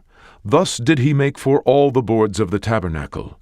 And he made boards for the tabernacle, 20 boards for the south side southward, and 40 sockets of silver he made under the 20 boards, 2 sockets under one board for his 2 tenons, and 2 sockets under another board for his 2 tenons. And for the other side of the tabernacle, which is toward the north corner, he made 20 boards. And there 40 sockets of silver, 2 sockets under one board, and 2 sockets under another board. And for the sides of the tabernacle westward he made 6 boards, and 2 boards made he for the corners of the tabernacle in the 2 sides. And they were coupled beneath, and coupled together at the head thereof, to one ring. Thus he did to both of them in both the corners. And there were 8 boards, and their sockets were 16 sockets of silver, under every board 2 sockets. And he made bars of shittim wood, 5 for the boards of the one side of the tabernacle, and 5 bars for the boards of the other side of the tabernacle, and 5 bars for the boards of the tabernacle for the sides westward. And he made the middle bar to shoot through the boards from the one end to the other. And he overlaid the boards with gold, and made their rings of gold to be places for the bars, and overlaid the bars with gold. And he made a veil of blue, and purple, and scarlet, and fine twined linen, with cherubims made he it of cunning work. And he made thereunto 4 pillars of shittim wood, and overlaid them with gold. Their hooks were of gold, and he cast for them 4 sockets of silver. And he made an hanging for the tabernacle door of blue, and purple, and scarlet, and fine twined linen, of needlework. And the 5 pillars of it with their hooks. And he overlaid their chapiters and their fillets with gold, but their 5 sockets were of brass. Exodus 37. And Bezaleel made the ark of shittim wood. 2 cubits and a half was the length of it, and a cubit and a half the breadth of it, and a cubit and a half the height of it. And he overlaid it with pure gold within and without, and made a crown of gold to it round about. And he cast for it 4 rings of gold, to be set by the 4 corners of it, even 2 rings upon the one side of it, and 2 rings upon the other side of it. And he made staves of shittim wood, and overlaid them with gold. And he put the staves into the rings by the sides of the ark, to bear the ark. And he made the mercy seat of pure gold. 2 cubits and a half was the length thereof, and 1 cubit and a half the breadth thereof. And he made 2 cherubims of gold, beaten out of one piece made he them, on the 2 ends of the mercy seat. 1 cherub on the end on this side, and another cherub on the other end on that side. Out of the mercy seat made he the cherubims on the 2 ends thereof. And the cherubims spread out their wings on high, and covered with their wings over the mercy seat, with their faces one to another. Even to the mercy seatward were the faces of the cherubims. And he made the table of shittim wood. 2 cubits was the length thereof, and a cubit the breadth thereof, and a cubit and a half the height thereof. And he overlaid it with pure gold, and made thereunto a crown of gold round about. Also he made thereunto a border of an handbreadth round about, and made a crown of gold for the border thereof round about. And he cast for it 4 rings of gold, and put the rings upon the 4 corners that were in the 4 feet thereof. Over against the border were the rings, the places for the staves to bear the table. And he made the staves of shittim wood, and overlaid them with gold, to bear the table. And he made the vessels which were upon the table, his dishes, and his spoons, and his bowls, and his covers to cover withal, of pure gold. And he made the candlestick of pure gold. Of beaten work made he the candlestick, his shaft, and his branch, his bowls, his knops, and his flowers were of the same. And 6 branches going out of the sides thereof, 3 branches of the candlestick out of the one side thereof, and 3 branches of the candlestick out of the other side thereof. 3 bowls made after the fashion of almonds in one branch, a knop and a flower, and 3 bowls made like almonds in another branch, a knop and a flower, so throughout the 6 branches going out of the candlestick. And in the candlestick were 4 bowls made like almonds, his knops and his flowers, and a knop under 2 branches of the same, and a knop under 2 branches of the same, and a knop under 2 branches of the same, according to the 6 branches going out of it. Their knops and their branches were of the same. All of it was one beaten work of pure gold. And he made his 7 lamps, and his snuffers, and his snuff dishes of pure gold. Of a talent of pure gold made he it, and all the vessels thereof. And he made the incense altar of shittim wood. The length of it was a cubit, and the breadth of it a cubit. It was 4 square, and 2 cubits was the height of it. The horns thereof were of the same. And he overlaid it with pure gold, both the top of it, and the sides thereof round about, and the horns of it. Also he made unto it a crown of gold round about. And he made 2 rings of gold for it under the crown thereof, by the 2 corners of it, upon the 2 sides thereof, to be places for the staves to bear it withal. And he made the staves of shittim wood, and overlaid them with gold. And he made the holy anointing oil, and the pure incense of sweet spices, according to the work of the apothecary. Exodus 38. And he made the altar of burnt offering of shittim wood. 5 cubits was the length thereof, and 5 cubits the breadth thereof. It was 4 square, and 3 cubits the height thereof. And he made the horns thereof on the 4 corners of it. The horns thereof were of the same, and he overlaid it with brass. And he made all the vessels of the altar, the pots, and the shovels, and the basins, and the fleshhooks, and the firepans, all the vessels thereof made he of brass. And he made for the altar a brazen grate of network, under the compass thereof, beneath unto the midst of it. And he cast 4 rings for the 4 ends of the grate of brass, to be places for the staves. And he made the staves of shittim wood, and overlaid them with brass. And he put the staves into the rings on the sides of the altar, to bear it withal. He made the altar hollow with boards. And he made the laver of brass, and the foot of it of brass, of the looking glasses of the women assembling, which assembled at the door of the tabernacle of the congregation. And he made the court on the south side southward. The hangings of the court were of fine twined linen, 100 cubits. Their pillars were 20, and their brazen sockets 20. The hooks of the pillars and their fillets were of silver. And for the north side the hangings were 100 cubits. Their pillars were 20, and their sockets of brass 20. The hooks of the pillars and their fillets of silver. And for the west side were hangings of 50 cubits. Their pillars 10, and their sockets 10. The hooks of the pillars and their fillets of silver. And for the east side eastward 50 cubits. The hangings of the one side of the gate were 15 cubits. Their pillars 3, and their sockets 3. And for the other side of the court gate, on this hand and that hand, were hangings of 15 cubits, their pillars 3, and their sockets 3. All the hangings of the court round about were of fine twined linen. And the sockets for the pillars were of brass, the hooks of the pillars and their fillets of silver, and the overlaying of their chapiters of silver, and all the pillars of the court were filleted with silver. And the hanging for the gate of the court was needlework of blue and purple and scarlet and fine twined linen. And 20 cubits was the length, and the height in the breadth was 5 cubits, answerable to the hangings of the court. And their pillars were 4, and their sockets of brass 4, their hooks of silver, and the overlaying of their chapiters and their fillets of silver. And all the pins of the tabernacle and of the court round about were of brass. This is the sum of the tabernacle, even of the tabernacle of testimony, as it was counted, according to the commandment of Moses, for the service of the Levites, by the hand of Itamar, son to Aaron the priest. And Bezaleel, the son of Uri, the son of Hur, of the tribe of Judah, made all that the Lord commanded Moses.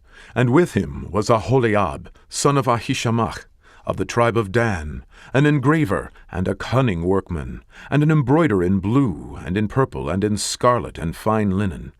All the gold that was occupied for the work in all the work of the holy place, even the gold of the offering, was 29 talents, and 730 shekels, after the shekel of the sanctuary. And the silver of them that were numbered of the congregation was 100 talents, and 1,760 shekels, after the shekel of the sanctuary.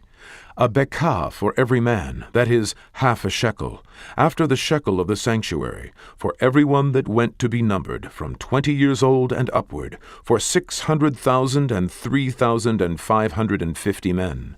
And of the 100 talents of silver were cast the sockets of the sanctuary, and the sockets of the veil, and 100 sockets of the 100 talents, a talent for a socket. And of the 1,775 shekels he made hooks for the pillars, and overlaid their chapiters, and filleted them. And the brass of the offering was 70 talents, and 2,400 shekels. And therewith he made the sockets to the door of the tabernacle of the congregation, and the brazen altar, and the brazen grate for it, and all the vessels of the altar, and the sockets of the court round about, and the sockets of the court gate, and all the pins of the tabernacle, and all the pins of the court round about. Exodus 39.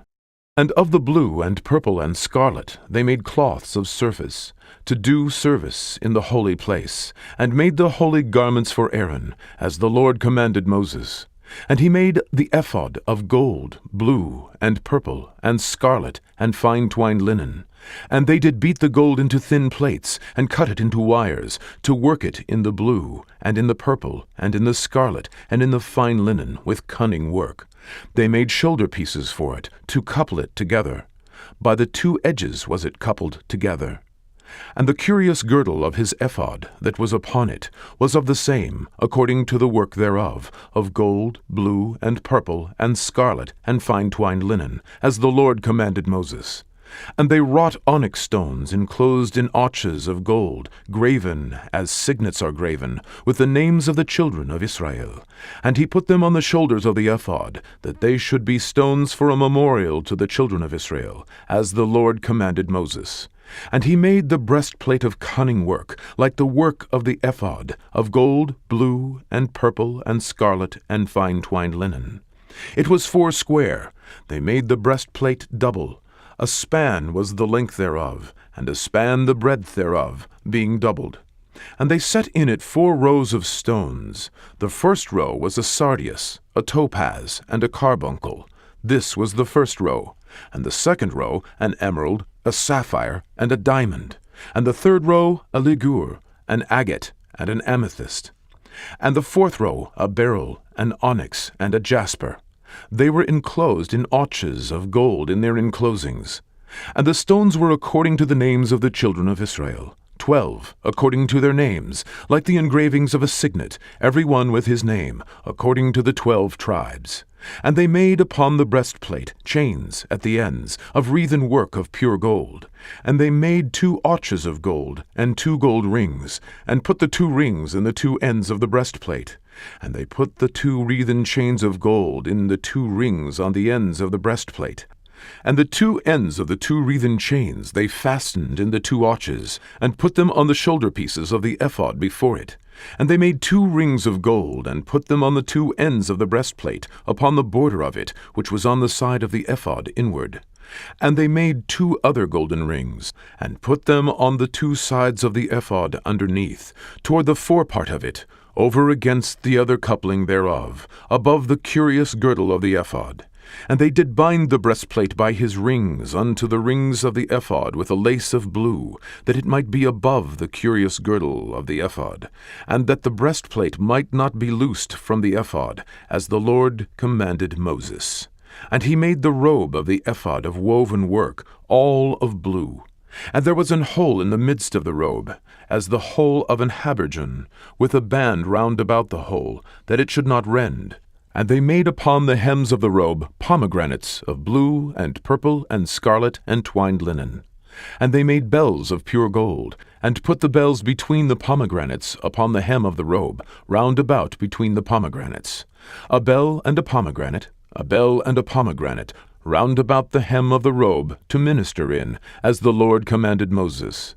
And they made coats of fine linen of woven work for Aaron, and for his sons, and a mitre of fine linen, and goodly bonnets of fine linen, and linen breeches of fine twined linen, and a girdle of fine twined linen, and blue, and purple, and scarlet of needlework, as the Lord commanded Moses. And they made the plate of the holy crown of pure gold, and wrote upon it a writing, like to the engravings of a signet, Holiness to the Lord. And they tied unto it a lace of blue, to fasten it on high upon the mitre, as the Lord commanded Moses. Thus was all the work of the tabernacle of the tent of the congregation finished.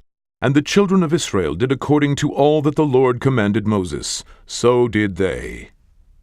And they brought the tabernacle unto Moses, the tent, and all his furniture, his tacks, his boards, his bars, and his pillars, and his sockets, and the covering of ram skins dyed red, and the covering of badger skins, and the veil of the covering, the ark of the testimony, and the staves thereof, and the mercy seat, the table, and all the vessels thereof, and the showbread, the pure candlestick, with the lamps thereof, even with the lamps to be set in order, and all the vessels thereof, and the oil for light, and the golden altar, and the anointing oil, and the sweet incense, and the hanging for the tabernacle door, the brazen altar and his grate of brass, his staves, and all his vessels, the laver and his foot, the hangings of the court, his pillars and his sockets, and the hanging for the court gate, his cords and his pins, and all the vessels of the service of the tabernacle, for the tent of the congregation, the cloths of service to do service in the holy place, and the holy garments for Aaron the priest,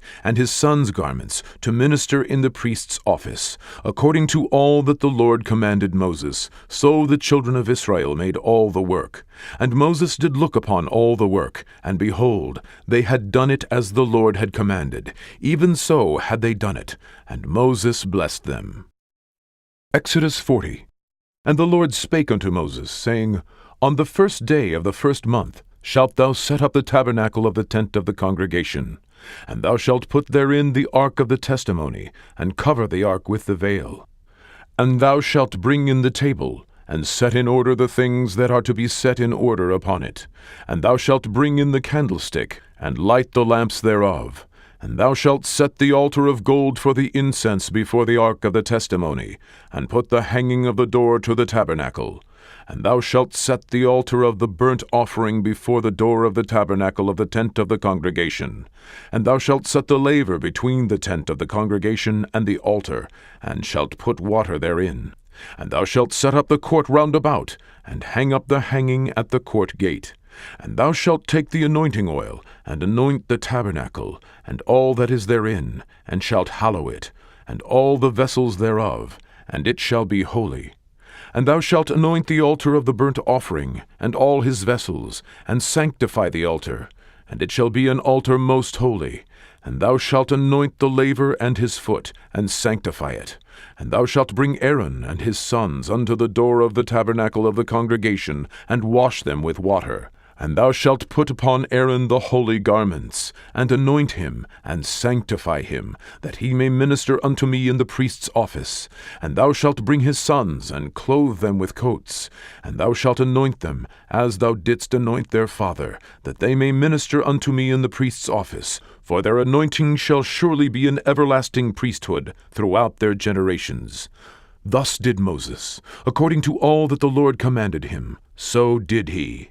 And it came to pass in the first month in the second year, on the first day of the month, that the tabernacle was reared up. And Moses reared up the tabernacle, and fastened his sockets, and set up the boards thereof, and put in the bars thereof, and reared up his pillars.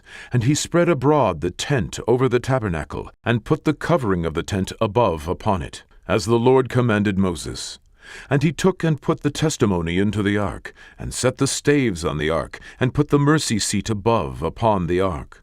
And he brought the ark into the tabernacle, and set up the veil of the covering, and covered the ark of the testimony, as the Lord commanded Moses. And he put the table in the tent of the congregation, upon the side of the tabernacle northward, without the veil. And he set the bread in order upon it before the Lord, as the Lord had commanded Moses. And he put the candlestick in the tent of the congregation, over against the table, on the side of the tabernacle southward. And he lighted the lamps before the Lord, as the Lord commanded Moses. And he put the golden altar in the tent of the congregation before the veil, and he burnt sweet incense thereon, as the Lord commanded Moses.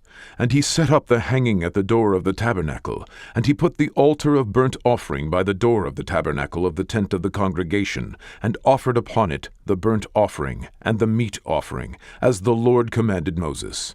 And he set the laver between the tent of the congregation and the altar, and put water there to wash withal. And Moses and Aaron and his sons washed their hands and their feet thereat, when they went into the tent of the congregation, and when they came near unto the altar, they washed, as the Lord commanded Moses.